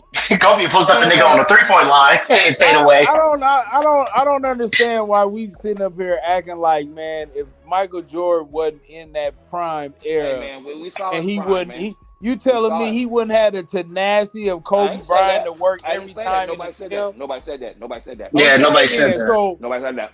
So at the end of the day, irrelevant. No, it's relevant because it doesn't matter what era we talking about. Michael Jordan probably would have dominated. Listen, Irrelevant from the conversation. Hold on, wait. I'm about to go ahead and say this real quick. This might piss a lot of people off. This shit is. Hold on. Like, sure, I'm about to say this shit. They about to listen. Turn him up. Matter of fact, put your face out here now. Now it's time to put your face out here. I'll do that. I'll put my face up here and say this shit. I ain't scared. Put him on single. I ain't scared. Look. Put him on single. NWO. Yeah, you put me on single too. This is what I'm gonna say. Listen. Based off of what Evan just said about where he posting up close range, we basically saying if Michael Jordan played in this era, he'd be DeMar DeRozan. Scoring that way. That's what DeMar DeRozan do. He's shooting the mid-range and everything, just like that. DeRozan. Y'all listen. Wait, you gotta understand context. I'm not saying DeMar. Hold on, wait, real quick. I'm not saying that DeMar DeRozan is better than Jordan. I'm not saying Jordan is like or as is plays like DeMar. What I'm saying is, if you take Jordan's game where he's shooting post up at, it's the same as where DeMar DeRozan is. Just DeMar DeRozan wasn't as athletic as Jordan to go in and dunk on people like he could. That's the difference. Like I said, when you and your friend get together to watch some more highlights, pull up where Michael shows you, pull up the Michael Jordan post moves, and then look where Kobe was taking it out to. When's the last time you see Michael Jordan do a windmill? Huh? When did you see Michael Jordan come down and do a windmill in the half court? Never. I think it's time to do a skit. Never. I think it's time. It's time. Boy, don't get me get started on MJ, dog. We gonna come back to this conversation. We're gonna get back to the nitty gritty though, man. Before we get sidetracked, for real. The nitty gritty is can the Spurs beat the OKC? Can they do it? Yeah, we talked about that earlier.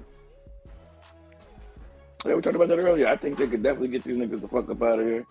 No questions about it. No doubt about it. I don't even think it's a debate at this point. Wemby's a game changer, dog. They beat the hell out of them. And he owed, and everybody knows the beef he got with Holmgren. He definitely won Holmgren. Ooh, he wants that nigga.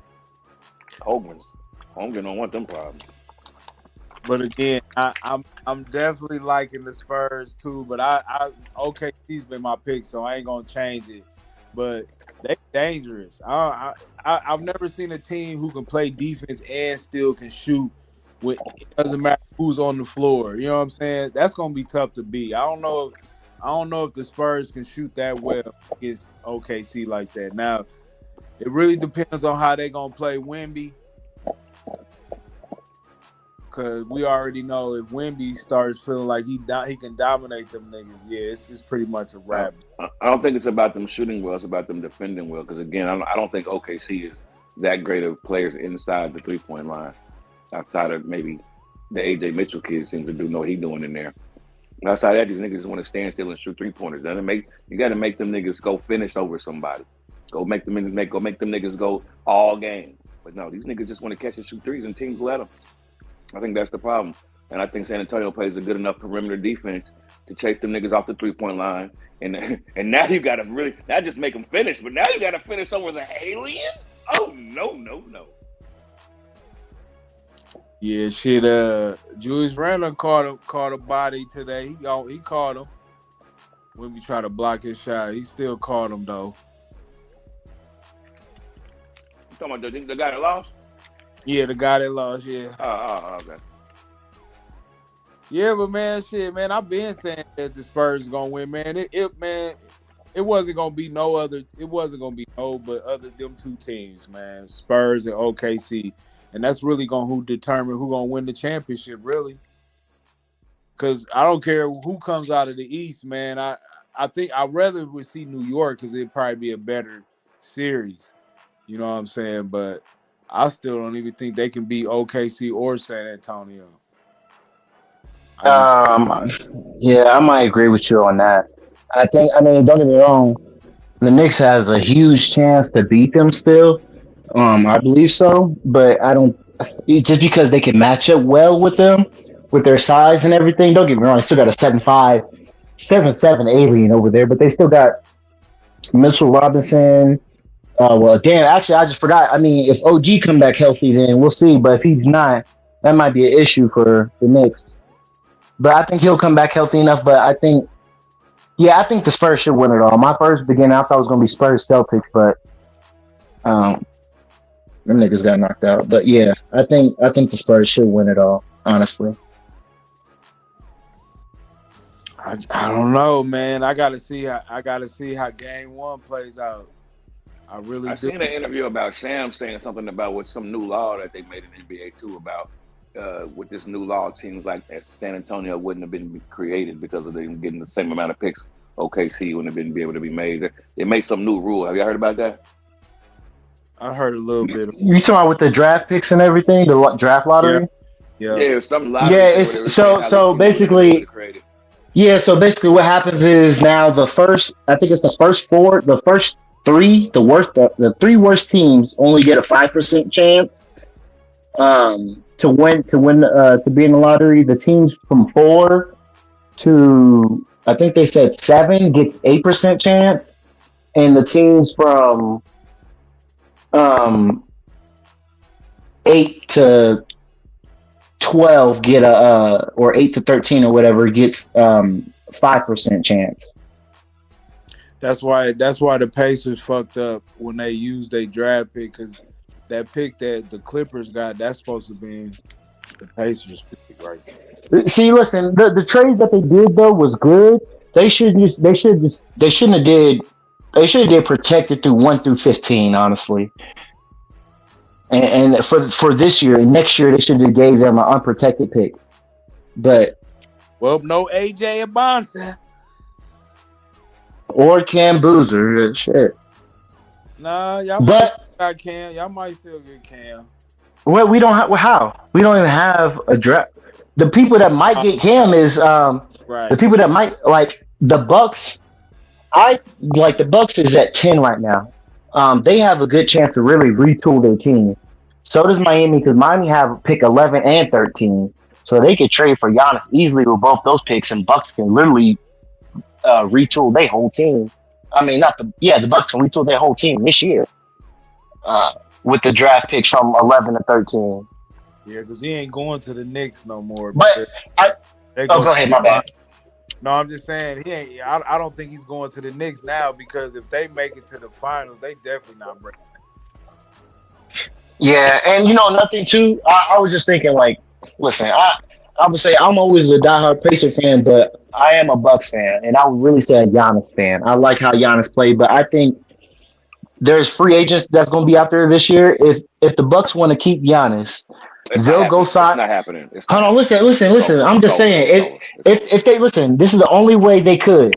They'd have to go sign. They have to go sign Peyton. They have to literally go sign Peyton Wallace if he don't get re-signed with the that ain't gonna matter. And they got to sign. No, ain't gonna matter. They got to sign AO. They got to sign AO. I know, man. Now what they're gonna have to do is kidnap his father and say, hey, if you don't play for the Bucks, that's the only way that he's gonna play for the Bucks, my nigga. It's not gonna happen, cuz. Yo, I know. I don't want him to leave either, because I'm tired of these niggas jumping around. But I know. I swear to God, I want him to stay. I want him to stay.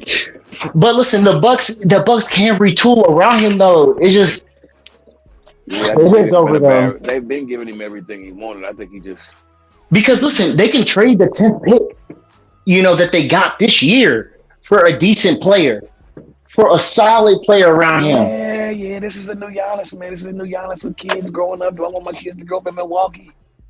Damn. Go to Milwaukee school. So where you going? Hey, I'm not his wife. I'm not who sucks his dick. But I get you what? She got more say so than we do. I tell you that. She got more say so than most of us, my nigga. Where she want to go and where she want her kids to go to school is more than likely where he gonna be playing, my nigga. Listen, if put it on LA. Listen, I'm gonna be honest with you. If the Pacers didn't have this petty beef with Giannis, I would want him to come here and play with Tyrese. Just Google who got the best Greek schools. See who got the best who teaches the best Greek. That's where they going. A lot of the Lakers, man, making that trade for Austin Reeves. Nah, man, we getting LeBron the fuck out of here. As soon as LeBron gets out of here, that's Giannis' money now.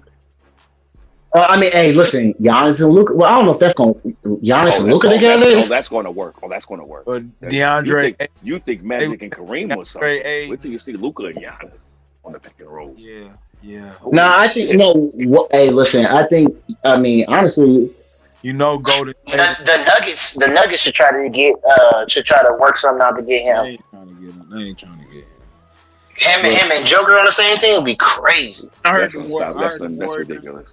The Warriors was in play. I definitely heard San Antonio. I'm like, who they gonna give up for Giannis though? The Warriors. I can tell you. I can tell you who the Spurs can give up. Spurs can give up. Done. They said the wild card is OKC because you know what I'm saying. Not only do they got a high draft pick this year in the draft, but they got. Man. Giannis is a competitor, man. He ain't doing all that, man. Listen, let me ask you something. Giannis go to OKC, nigga. I'm done with the NBA. Cause. Listen. So what this? Listen, you don't think? Listen, I'm still on this Bucks trying to get Giannis to stay. Oh, real quick. Still back there? Look, Look, Man, they can't God. trade the 10th pick for AJ Mitchell. We're talking about All right. the combo, man. Yeah, I know, man. I'm just saying, trade the 10th pick for God. We're not talking AJ about Mitchell, finesse. and then sign Peyton Watson, sign Kobe White. Like, Sign Jeff Teague. Yeah, just sign niggas, no, right? hey, that's crazy. That's crazy. Just start signing niggas. Fuck it. I said niggas with Right. I'm talking Start about naming niggas that's in the everybody. league playing Did you right just now. say Jeff T? Did you just say sign Jeff T too? That what you just said? No, Evan Yeah. said that shit. I didn't say that shit. Irv said that. That was I didn't say Irv that shit. said I that. said Kobe White, I would Peyton never say Watson, that. and AJ And Mitchell. Jeff That's what I Teague. said. That's what he said. No, I didn't say that shit. Hey, hold on, cuz. See how y'all like to spread rumors out here Man, today. I'm just saying. Last time him and Jeff Teague was on the team, they won a championship together. No, Listen, Jeff T, that's all he talks about on 520 podcast. I'm just saying. Maybe if you get Jeff Teague on the roster, maybe it's like his brother being on the team. Can Oh, we I talk mean, about his brother what, taking a Jeff T play roster like spot? you talking about Jeff T playing like a Mike Conley role? Or like a Noah Thanasis role. Or a Chris Paul role. Go ahead, send him home. Yeah, one of them roles. You know, he ain't stepping foot on the But goddamn court. let me ask you this before we go to a different topic, man. How you think the Cleveland Cavaliers is gonna go past Detroit and you don't even believe in Donovan Mitchell? Wait, who? I said why they look last game. I said I want Detroit to play against what's the name, New York in the final. I'd rather see Detroit and New York, but the way Cleveland took on that last game, I think Cleveland gonna get them. Yeah, I don't think Cleveland will win. I don't either. I just don't think. I think it's just Detroit got home court advantage. Cleveland's not good away. Yeah, they're both. So the sad thing, both those teams aren't good on the way. That's the sad part about it. Right. But at least Detroit has won a road game though. They had won a road game, so Cleveland have it. They ain't not one road game and we in week second round. Yeah, second round. Yep. That's terrible, man. That's terrible. I'm still putting my money on Cleveland. I like their team better. No, I think I don't know. I don't know if I want to agree with that. I just don't trust James Harden. I like Jared Allen. I don't either. I don't trust Donovan. Well, listen, I see, don't trust the niggas either. I trust Evan and Jared. Like I said, we'll see when this game 6 comes. See, once game 6 is, we'll see if the old James Harden pops back up and only shoot 8 times. I bet you can mark Evan. You can mark Evan down Mobley for a double, 25 and 10. Oh, you mean 10 and 10? It ain't gonna be 25. I'm marking down. I'm gonna say 10 and 10. It ain't gonna be 25. Hey, I say 20. And you can I say 20 and 9. Listen to this. Nah, And you I'm gonna can mark say them 15 down the for most. first 2 points of the game, and they going to him first play of the game. They should. They should, but they probably ain't going to. They will. I'm telling you. Well, I guarantee Detroit gonna win. Now, the Cleveland trash. They ain't won a road game yet, so I don't think they're gonna win one now. I just don't. I don't believe in neither one of them when it comes to winning a big game. They don't fit the criteria. Neither one of them, and it's like both of them they just suck in the playoffs, man. When you really need them, they might come through a game or two. Well, in Donovan Mitchell's fairness, he ran into Luka Doncic a few times. Well, but still, you had the best record, and you still can't do nothing with it. Like, wait, who win? When did Utah? Utah. Oh, well, come on, man. It's the West, though. You know how many people he was trying to go through? Yeah, but they was number one in the West. He had defensive player of the year. He had defensive player of the year, Rudy Gobert. He had sixth man of the year with Jordan Clarkson. He had a squad day, and they had coach of the year. Hold on, wait. Hold on. Listen, you're basically saying the same thing. This is the same team. It's the same team with the Cavs. The same team. That's why I said no. This is Mobley. No. Hold on. Wait, stop. No. It's the same team because Evan Mobley is also a defensive player of the year. So was Rudy Gobert. They got somebody come up. But that's two different players, though. Nope. Listen, Evan Mobley. No, Jared Allen is playing the Rudy Gobert role now. Listen, well, I need Evan Mobley. Well, Evan Evan Mobley Mobley in needs the to. Garnett role. Hell no. Kevin Garnett ain't what? Nah, hell he no. said the Rudy Gobert role is Jared Allen. That's his Listen, role. I know what you're saying, but I would never ever put Evan Mobley and Kevin Garnett in the same fucking sentence ever. I don't care what it is. Who No, I said said that? I said he's playing the Kevin Garnett role. No, I know. I wouldn't even compare it to that. Yeah, the role of him, he needs to go home. Yeah. If he ain't going to average 20 points a game during his playoffs, he needs to take his ass home. Well, they going home. I don't believe in none of them motherfuckers, because the thing is, they don't even play good defense. You know what I'm saying? Even though Mobley, I was just about to say, I thought Mobley was that guy.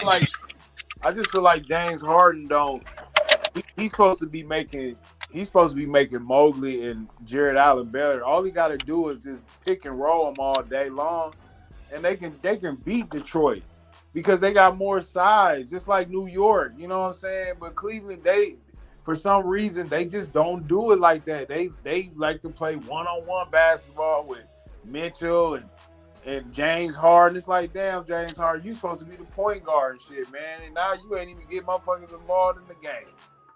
You know what I'm saying? So I just don't trust him, man. Cade Cunningham, man, he's consistent enough to where as long as Tobias Harris and even Durham playing good, they always all right. They're gonna be all right. And I just like them because, you know, they got the home field against Cleveland. And I just don't I don't believe in Cleveland because they can't win a road game, man. They ain't won a road game yet, man. It's crazy. That's crazy that you ain't won a road game yet. But you a totally different team when you at home. Totally. I think it goes back to the players you talked about, though. They gonna stink up. Watch. They gonna stink up the joint when they get to Detroit tomorrow. Watch. Just mark my words, dude. They gonna play solid. They gonna play solid enough to keep them in the game, but then Detroit they're gonna do what they normally do. Let's change that. Let's change that statement. Instead of saying they gonna play they normally do, Donovan Mitchell gonna play what he normally do and still get 25, but the rest of the team only gonna get the most is 15. Watch. And like I was telling y'all earlier, this is when he needs to get the 40 piece. This is when Evan Mobley needs to set the fuck up and score 25 with Donovan Mitchell. Too, right. He do. You right. You absolutely right. He do need to step up. And James Harden need to put up 20 points. No, he need to put up 15 assists. With 20 points. He need to stop trying to score. It's always there for him, man. He just needs to try to be the third, the second fiddle. And I'm saying those three people need to each get 20 because nobody else on that team is scoring like that. That's why I'm saying that. Let me do this real quick. Let me take it somewhere else for a second. The 1962 NBA MVP. This is the coolest shit you ever heard. On the internet. On the whole internet. Al Gore's entire internet, one of the greatest pages that exists, is the Basketball Reference 1961-62 NBA Awards voting page, where if you go there, you will see that season coming in 6th in the MVP race. Bullet Bob Pettit, who averaged a tidy 31 points, 19 rebounds a game. He got 2 first-place votes. He came in 6th. 6. Coming in 5th in that MVP race was Jerry West, who averaged a nice and tidy 31 points, 8 rebounds, 5 assists. Coming in 4th in that MVP race was Elgin Baylor, who averaged 38 points, 19 rebounds, 5 assists. However, only played 48 games because he was in the military and could only play part-time. He was going back and forth between, I don't know if it was the weekends he could play or the weekends he couldn't, whatever it is. But, while he wasn't in the U.S. military, he was a part-time basketball player, giving you 38 and 19. 38 and 19, fam, as a part-time basketball player, nigga, and serving the military, and he came in third. That's crazy. Man, just imagine. However, what? With the Lakers early in his career, like he was when they won the championship. Now, listen, Elgin Baylor is probably one of the most underrated basketball players in the history of NBA. That's what people used to call LeBron. No. No, you talking about a nigga. Yep, that's what I'm saying. Elgin Baylor was a ball. You talking about someone who can score? He was going crazy out there, but never won an MVP. And listen, he did that for 3 years, like back to back, averaging like that. Yeah, it was crazy. LeBron, they used to call LeBron him at times. I just watched the Jerry West documentary, and he said that when he first got to the Lakers, they was losing until they changed up the thing, and then him and Elgin Baylor just started going crazy, nigga. Because Elgin Baylor, they could never win. Listen, Elgin Baylor is probably the greatest scorer in the NBA history. Yeah, I agree with that. I said probably. It's an argument. Yes, no one talks about him.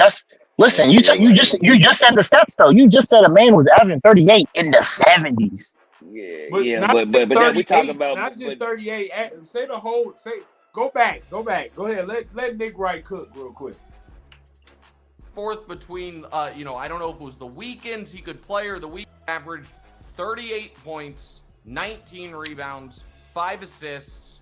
However, only played 48 games because he was in the military and could only play part-time.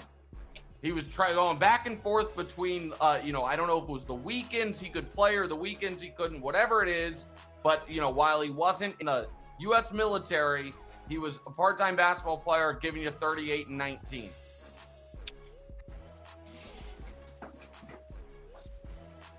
He said 38 and 19. And came in third. He's in third in MVP voting this year. Now keep it going. However, third place that year was Oscar Robertson. The first year anyone in the history of the league ever averaged a triple-double. Came in third. He averaged 31 points, 13 rebounds, 11 assists. Nice, tidy third. And second place, with only 9 first-place votes, was Wilt Chamberlain, who that season averaged 48.5 minutes. Meaning he averaged more minutes than there were in the games because he never subbed out essentially the whole year and played overtimes. And while averaging 48.5 minutes, he actually averaged more points. Nice, clean for Wilt, 50-point, 26 rebound a game average on 48.5 minutes a night. However, that was only enough to finish a distant second to Bill Russell, who averaged 19 points and 24 rebounds. Folks, what the fuck? I wasn't there. What the fuck? Yeah, right? Hold on. Oh, I get it now. Because listen, this makes sense. Because during that time, there was 16 teams in the league? And no. What I'm saying, no. Hold on, no. What all I'm saying is the NBA basically all that says is this: the NBA been rigged since the 70s. Facts, exactly. Because remember, Bill Russell played for what team? But I've been the Celtics. But I've been saying that the NBA is rigged. Y'all kept saying I was crazy. No one said you was crazy. It was only a few other people. I didn't say you was crazy. I agree with you because I just said, like, even this year, even though Utah Jazz got the number 2 pick, watch them still get AJ DeBanster. Or he might not. They will. But no, listen, I'm telling you, they will. He didn't go to BYU for no reason. I believe AJ DeBanster might just be a Mormon, and we don't know about it. I mean, he is going into a good situation with Trae Young and Anthony Davis. That's if they can stay healthy. Listen, Utah Jazz is even talking about trading Ace Bailey just to get him. I would. And the second round pick? Because Ace Bailey ain't shit right now. He need to. Because they don't play him. You see what happened when they started playing him with Isaiah Collier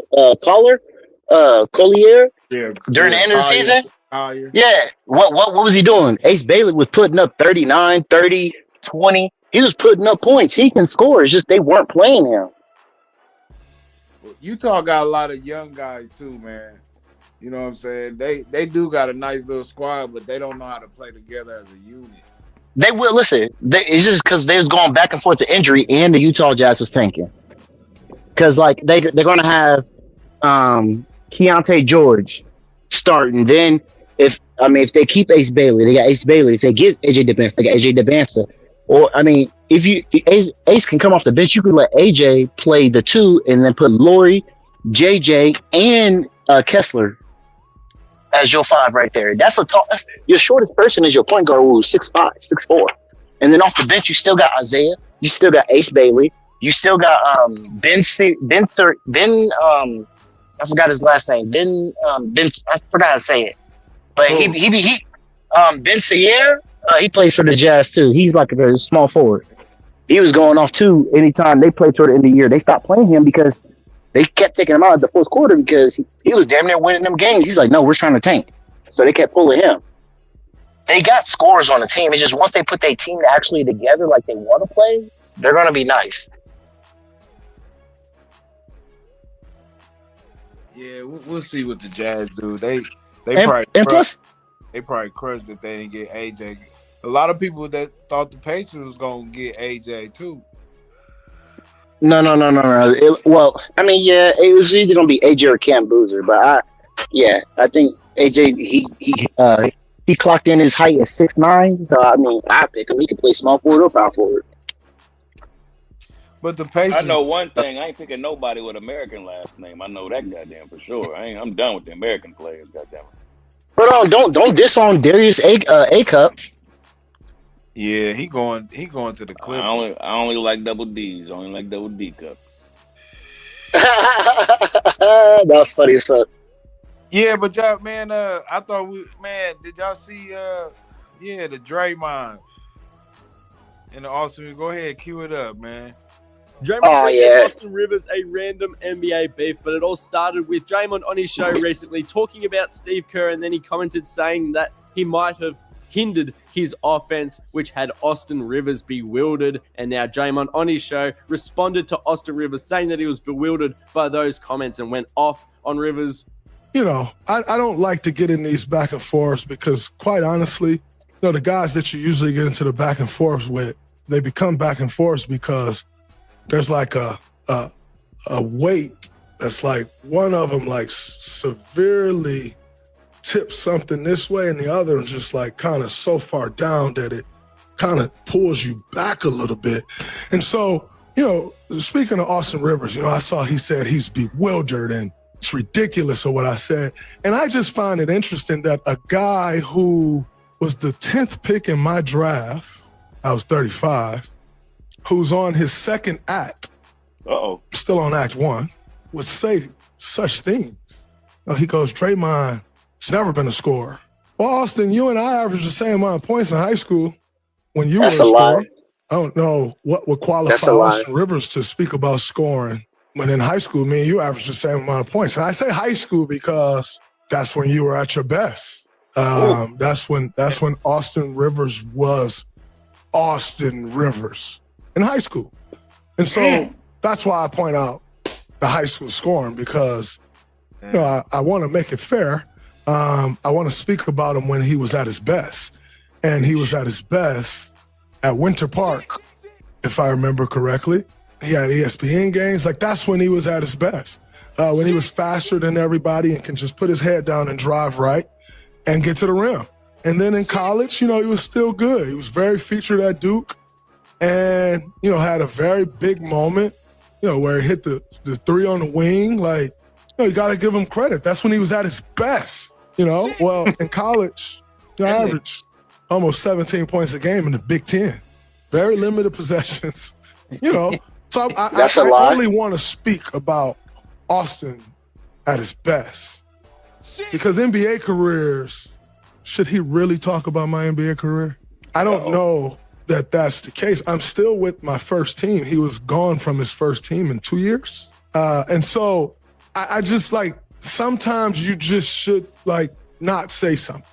You know, like always isn't a time to, everything isn't something you should speak on. And I don't think that was really one for Austin Rivers to be bewildered about and like say it's ridiculous, because like the guy received the biggest bailout in U.S. history prior to President Trump bailing out the airlines when they needed Can we stop this cap that he's talking? Like, this is crazy. You don't like what he's saying. You don't like what he's saying. No. Because, well, I'm gonna be honest with you. This has already been, Nick Wright already proved him wrong and looked up all his stats. He's wrong. And plus, and one other thing too, Draymond Green, he's not. What he's doing is he's doing what people call on the online surface called sign language. He's not really stating any fact about what he said, because Draymond is wrong for what he said. Because nigga, we watched you not take open threes. We watched you in the NBA wait till Curry comes back and run around here, and you say in the pod, you say in interviews, why would I shoot when I got the greatest shooter on my team? So everything he's saying is fucking cap. We ain't trying to hear that shit. Even if it is cap, I mean, even if it's not cap, I mean, you still had to open it. And plus, we all know Steve Kerr is not a great coach. I'm tired of people saying that. And another thing too. There's two things Draymond said in that statement, which he should have took the heart to himself when he went on Inside the NBA and tried to disrespect Charles Barkley when Charles Barkley's worst career is still better than Draymond's best career. And he was saying, oh, we just don't want to end up like you on the Rockets. And everybody was stunned like, nigga, what are you talking about? He still put up 29 during that year. I saw that. It was all quiet. Like, yeah, and Chuck bailed him out by laughing. And so no, if you go watch it, bro, it was very awkward. And Draymond, I have an issue with Draymond. All he does is talk shit. He don't have nothing, like, he doesn't even back up his shit talking. When I mean back up, I don't mean by his play either. I mean just about putting up actual facts or stats when he's talking about something things. He just only goes after the person who says something about him. You're going off of his memory and the way his thoughts. Because honestly, he didn't average 17 points in college when he was with Michigan State. He only averaged 12. Dude, hello. To say something like that, I was bewildered. And then Austin Rivers responded on Instagram, tagging Draymond saying, relax fam, I never was sour towards you, actually highly complimentary, but here we are. I can't stand by and just let you belittle me and disrespect me and my father for no damn reason. Who you think you are? I think you hang around your big bro. We all know who I am talking about. That's LeBron. And you maybe start to think you him. You're not, lol. You're just a fan and a friend. Fall back, respectfully. I'm not an NBA Hall of Fame guy, and I don't have your NBA resume, but you need a reality check for real. Like, come on, Dre. Really? And then posted this video. Come on, Draymond. This is ridiculous. Seriously. Ridiculous. But you know what? I'm going to address it because you crossed the line and you were mad disrespectful for whatever reason. You've been around too long. We both were drafted in the same class. The fact that you don't have the wherewithal to do your due diligence and actually understand I was being highly complimentary of you on the Dan Patrick Show. But it's you, and I shouldn't be surprised. You always act irrationally, emotionally immature, and your anger always puts you in hot water. So here I am having to address a video of you belittling my players. First off, Draymond, we weren't the same players in high school. I don't care about our numbers being similar. I did it at the national level, the top level. Hence why I got the Naismith Award, and I got pretty much every award you can think of in high school. I was ranked number one. You were ranked, I don't know. So cut it out. Next. College, you actually were a really good college basketball player, but it's hard to compare because I was only there for 6 months, something you could never do. Talk about I was, one of the featured guys. No, I was the guy. I led my team in scoring. I was first team All-ACC, freshman player of the year, lottery pick. Stop. Next. The NBA, hey, man, you got it, Dre. I mean, listen, I played in the NBA for more than 10 years, more than a decade, but 11 years, but I'm not a Hall of Famer like you. So I'll give you that credit. All right, you got it. But let's peel back that onion and understand why. Easy, Tiger. Okay? You have the delusion, the non-wherewithal, the irony of you saying I'm part of the biggest bailout in NBA history. Draymond, you are the luckiest basketball player I think I've ever seen, especially in modern day history. Let's talk about that. You were drafted to a franchise with a Hall of Fame front office, Bob Myers, Hall of Fame coach Steve Kerr, the Nope, he greatest wasn't with shooter of Steve all Kerr. time, and perhaps the top 5 player of all time, Steph Curry, Hall of Famer. One of the greatest shooters, top 5 shooter of all time, another Hall of Famer, Klay Thompson. The Swiss Army knife himself, the guy who could do a little bit of everything on the floor, Andre Iguodala, another Hall of Famer. I know, keep up. It's a lot of talent. Not to mention one of the most lethal scorers of all time and arguably a top 10 player of all time, Kevin Durant. The same guy you chased off because of this, your mouth. You talk too much. Facts. And that's not even counting the plethora of talent around those guys. The Sean Livingstons, the Barbosas, the Andrew Wiggins, the Jordan Pooles, who you also chased off. Cut it out. Draymond, you're the backpack jump shooter. You're the guy that everyone leaves open. No one guards you. There are hours and hours and hours of film of just you being left wide open. In fact, anybody can just YouTube or Google or watch any Draymond game ever, and he's open all game.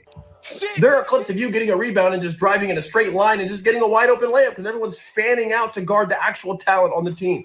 Talk about Steve Kerr hindered your career. Bro, Steve Kerr made your career. How dare you?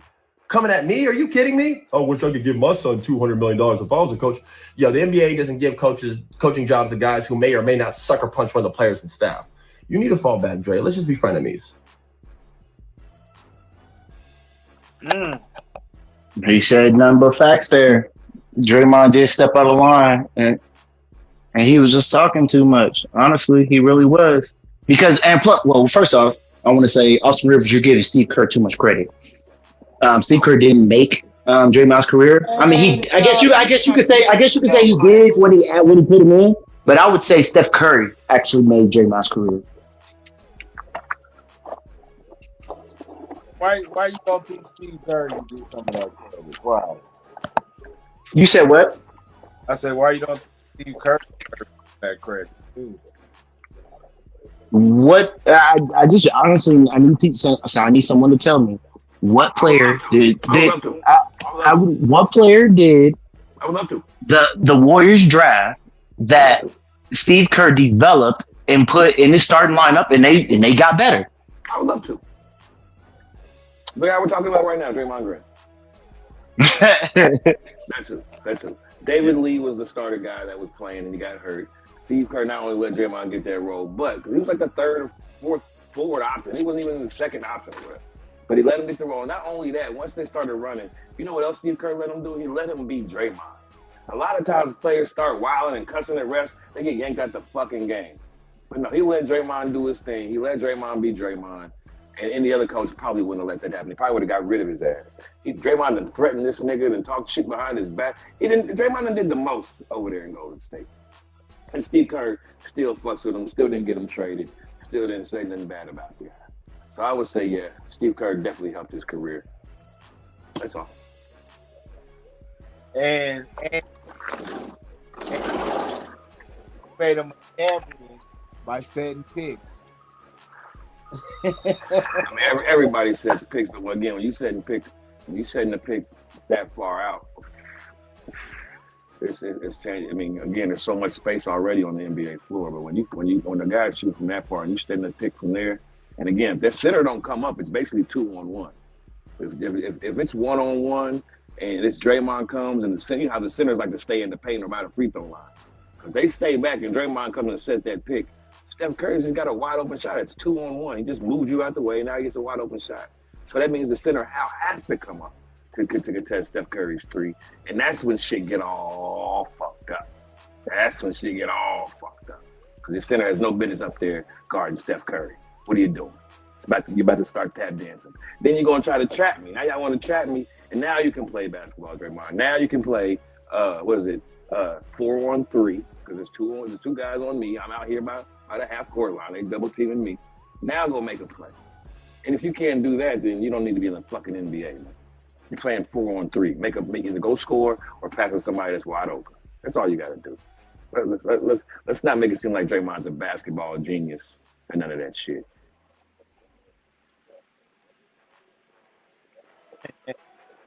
I mean, I guess you're right about that. I ain't trying to say he knows genius, but like I said, man, crazy. It's the system. You think Draymond Green will be good playing with Luka or James Harden, just setting screens for them every play? No, it's not going to. It's not saying it wouldn't be somewhat successful, but it's not going to win you four championships. So he's No. a screener, great screener. So, I mean, if that's what we talking about, yeah, I think so. after he screens and he rolls to the basket, is Luka going to throw him alley-oop and he going to dunk it? He ain't gonna dunk it. He might. And it's right with it. All right, man. All right. Well, I mean, you ask me young days. Now, if we talking about right now, I'm talking about any day, my nigga. He's 6'5", my nigga. He's a 6'5" unathletic forward, baby. Unathletic center. Nigga just got long ass arms. That's all. Nigga is not catching no alley-oop from Luka over and over in the middle of the half court. Alley-oop before, man. You gotta give him more credit than that. I never said, hey man, I didn't say he never caught an alley-oop before. I said he ain't gonna be able to catch an alley-oop playing with Luka and James Harden in the half court. It's not gonna be as effective. The fact that he got Steph Curry running around, like I said, all those things I just said about Steph. You got Klay Thompson running around. It's the game is wild. It's like I said, it's the office that he's in. Everybody's moving, so he's able to find backdoor cutters. Andre Iguodala was doing it. David Lee was doing it, and before that, who was the big center from Australia that was doing it? That's what it was running the office before Drake. What was the big center from Australia's name? Bogut. Zaza. Bogut. No. Bogut. Andrew Bogut was running the office at first. So it's not just. It's the position he put him in, and it was mixed with a little bit of IQ, but you don't need that much IQ, my nigga. Niggas is moving and niggas is wide open, and the floor is huge. Go put the fucking ball in the basket or find a wide open person. It's not hard. His defense is good. I'll give you that. He plays hard on defense because he has no choice. He's an undersized man. And again, he gets away with so much. I think most coaches would have been here. He wouldn't even give him an opportunity to get that much clock. You seen how Rodman did it. The antics, all that stuff. Gets away with it. Robin wasn't undersized, though. Robin was like 6'10", man. Robin wasn't undersized unless he's going against Shaq or some shit. And he was guarding Shaq one-on-one. Remember, they didn't even double team. They didn't even double team when he was guarding Shaq. I remember that. Draymond ain't guarding no Shaq one-on-one. Nah, hell no. Hell no. But man, did y'all hear about Brandon Clarke? And then I didn't know about Jason Collins. Nah, what happened? Man, I missed that story. Brandon Clarke died of an overdose, and Jason Collins died. Wait. Brandon Clarke. Hold on. Brandon Clarke, you talking about the nigga that was playing for the Memphis Grizzlies? Yeah. Right. Yes. You talking about the light skinned 6'10" nigga who I thought. Yeah. I thought he was gonna. He died. When? What the fuck?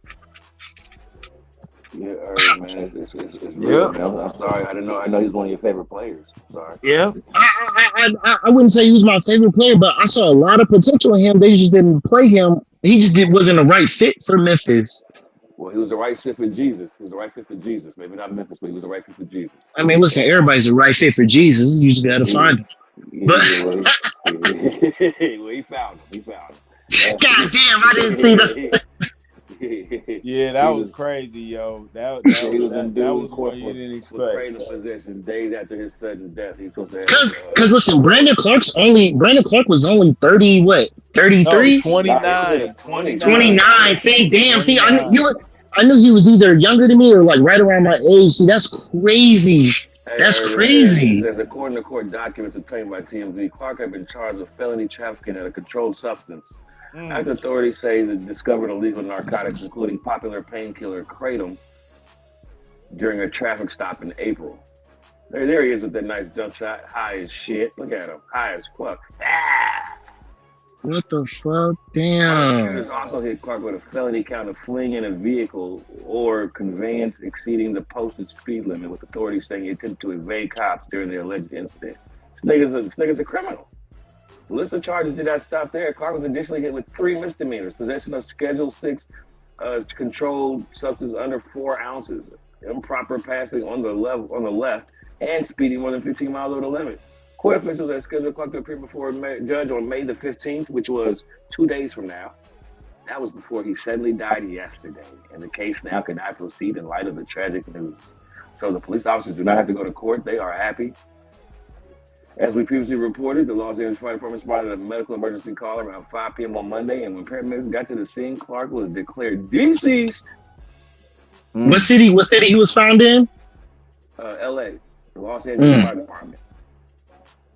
Yeah, because he played. Death is being investigated as a possible overdose, with officials saying they found drug paraphernalia inside the home where the Memphis Grizzlies player was staying Monday. That means there was weed in the house. That's all that means. Roaches all over the house. Yeah, he played on that West Coast area. He played for Gonzaga, man. He was nice in college too. Yeah, that's what I thought he was gonna be. I thought he was gonna really help that team from Memphis if they played him a little bit more. But damn, that's crazy. I ain't hear it. Dang, he young too. That's what really messed up. He was young. Hell yeah, man. I thought he was still in the NBA. I did too. I just, Memphis. They ain't talking about it. I didn't even realize because you don't see Memphis. Yeah, exactly. You don't see Memphis a lot on TV, so you know what I'm saying. You forget, you know what I'm saying, who they be having on their squad sometimes. Maybe we can blame John Morant for this. Maybe it's John Morant's fault that all this is happening. Yeah, it definitely is John Morant's fault. Hold on, bro. Hold on. Stop. We can't. Hold on. Listen, come on, bro. Let's not just throw smut. Hold on. Is today let's smut or let you know? Go ahead. Is today let's smut people or let you know? I mean, damn. I'm just saying. I'm just. Damn, come on, bro. Listen. Just speculation. No. Listen. I'm about to get all blackity black real quick.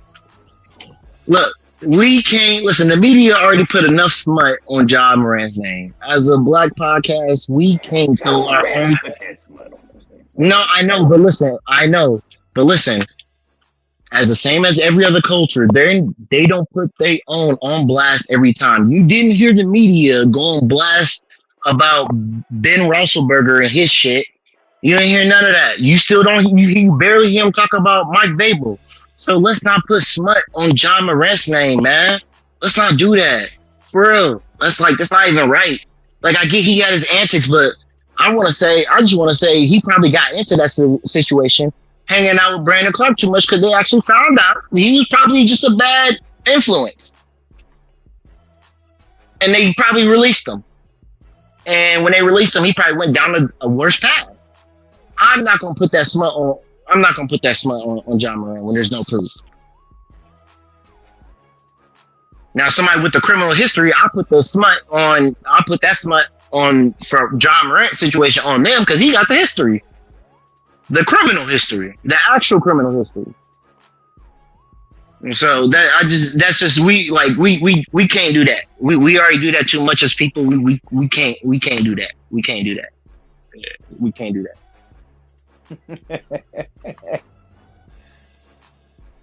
Can't do that, huh?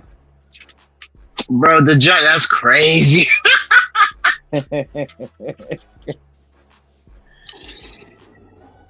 Yo, listen, he a shooter though. I mean, come on. Man, that is crazy though, man. I would have never thought. I would have never thought that one. But Jason Collins though, what? Then we got the Rainbow Coalition over here. We got Jason Collins and the Rainbows. Oh wait, how did he pass? Well, you know how gays are. They like, bitch, you ain't about to outdo me, bitch. I heard you died.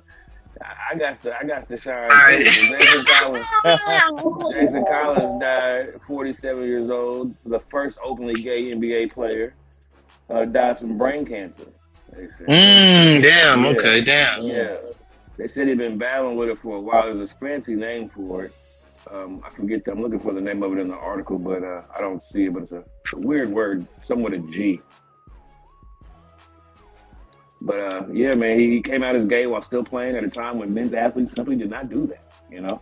Human Rights Campaign, country's largest LGBTQ civil rights group, was called the groundbreaking figure.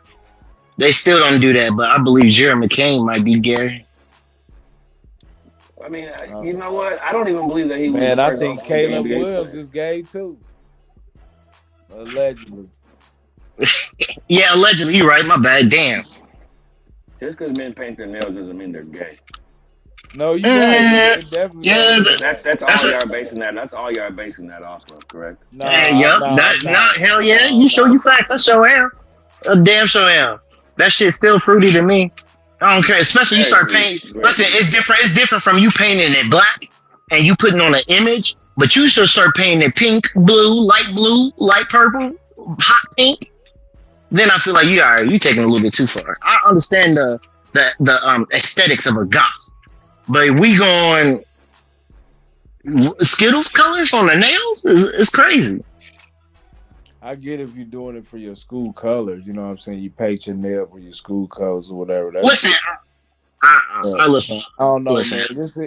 This is a different breed. So, but most of the time, I mean, you can just kind of tell too, man. I just feel like you can just a little bit. You know, they try to hide it, and ain't nothing wrong with it. If you is, you It's is. not. Yeah, just stay. Listen, If like you I is, said, you is. I'm not about to say nothing crazy to people, but like I said, for me, like I said, I'm younger than y'all, but look, painting your nails is just still. I think that's just crazy. Anybody know this guy?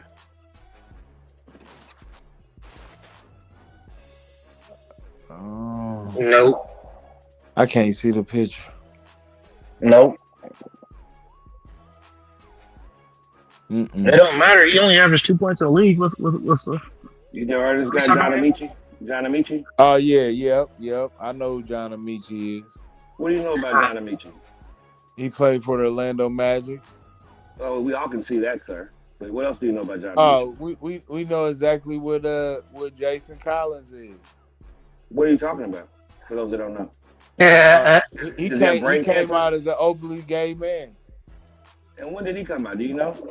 I don't remember the year, but You see how long ago these old, these old Orlando, it's like 2000 Orlando jerseys, right? Is it that's 2000? Yeah, it's like 2000 Orlando jerseys. He got books out, man. He been came out and said he was gay. So why are they acting like Jason Collins is the first? I don't know. That's Because it's the time. It's the time. Listen, well, come on, man. We got to be for real. We already know what the time of age we're in. We know what they put in movies. We know what they Was put he in TV playing? shows. I can't remember. Was he still playing, or was he already? Yes, he was still. No, he wasn't done. He was still playing. He was averaging like 11 points during that season. He came off the bench. I Oh think he was yeah, I with the do remember that. Spurs. I do remember that because they kept following him every time. Yeah, but like I said, bro, like yeah, it's just they're saying it now is because the precedent of what's happening in America today. Or in So sports. that's why they're saying. Or in This is sports. 2007. Or in sports.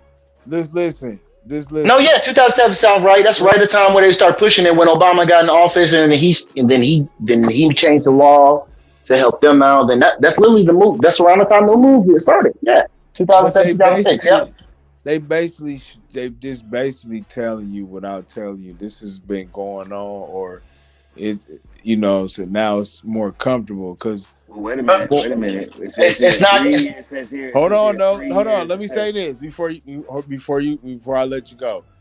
I'm saying like because a lot of people, you know what I'm saying, you could say, they be acting a little funny sometimes, you know what I'm saying? So sometimes you do be thinking or the way they carry themselves in the public eye, man, it's just kind of crazy.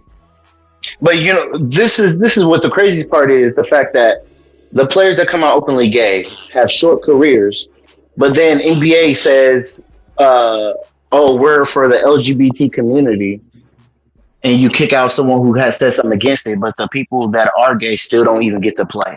What are we really talking about? No, they don't. They just using them for publicity. That's it, man. Wait. Publicity? What? Wait, you talking about the LB? You talking about when they promote it during the yeah. No, that's what I'm saying. It's all. That's what I'm saying. It's fake. Yeah, that's what I'm saying. They're being fake. Every game that Amici played, even if he only played a couple of minutes in the game, man, them games was televised, and I'm pretty sure people was watching, so they was capitalized off it. Now, do they care? Probably not. You know what I'm saying? Well, that's They what I was don't. trying to 'Cause say here. That's what I was trying to say here. 3 years after his playing career ended, Amici became the sixth professional male athlete from one of the four major American sports, NBA, MLB, NFL, and NHL, to publicly discuss his homosexuality. Former NFL running back David Kopay came out in 1977. Offensive lineman Roy Simmons and defensive lineman Ezra Tualo came over more recently. Glenn Burke, an outfielder for the Dodgers and the Athletics, Oakland A's, and Billy Bean, a utility player in the 80s and 90s, have also come out. Former Major League umpire Dave Pallone also said he's gay. Now, even remember they Billy drafted. A gay umpire is wild. Billy Bean is the most famous one because he still manages the Oakland A's. That's what he do. You know what I'm saying? Yeah, Man. y'all remember? I forgot. It was that defensive lineman or linebacker that came out of Missouri, who said he was gay before the draft. They still drafted him, and he only lasted 1 year. His name was Sam something. I forgot. But he came out of Missouri. His name was Michael. Yep, him. Yep. Yep. I think that was what. He didn't last. He was a third round. They used him too, man. They let him play one game. Man, they doing too much kissing, man. They played one. They let him play one game, and it was televised. You knew they was gonna televise. Yeah, no, that nigga was wild, man. That nigga was doing too much. Yeah, he was. Hey, let's do one of my favorite. Tim Hardaway, last question before we let you go. How do you deal with a gay teammate? Oh, first of all, I wouldn't want him on my team. And second of all, if he was on my team, I would, really distance myself from him because I don't think that's right. And, I don't think that, he should be in a locker room while we're in a locker room. And it's just a whole lot of other things. So I wouldn't even be a part of that. But, it's stuff like that going on, and there's a lot of other people I hear like that's still in the closet and don't want to come out the closet. But, I just leave that alone. You know that what you're saying there, though, Timmy, is flatly homophobic, right? Well, I hate gay people, so I wow. Be known. Wow. I don't like gay people. I don't like to be around gay people. I don't, I'm homophobic. I don't like it. It shouldn't be in the world for that or in the United States for it. So yeah, I don't like it. Damn.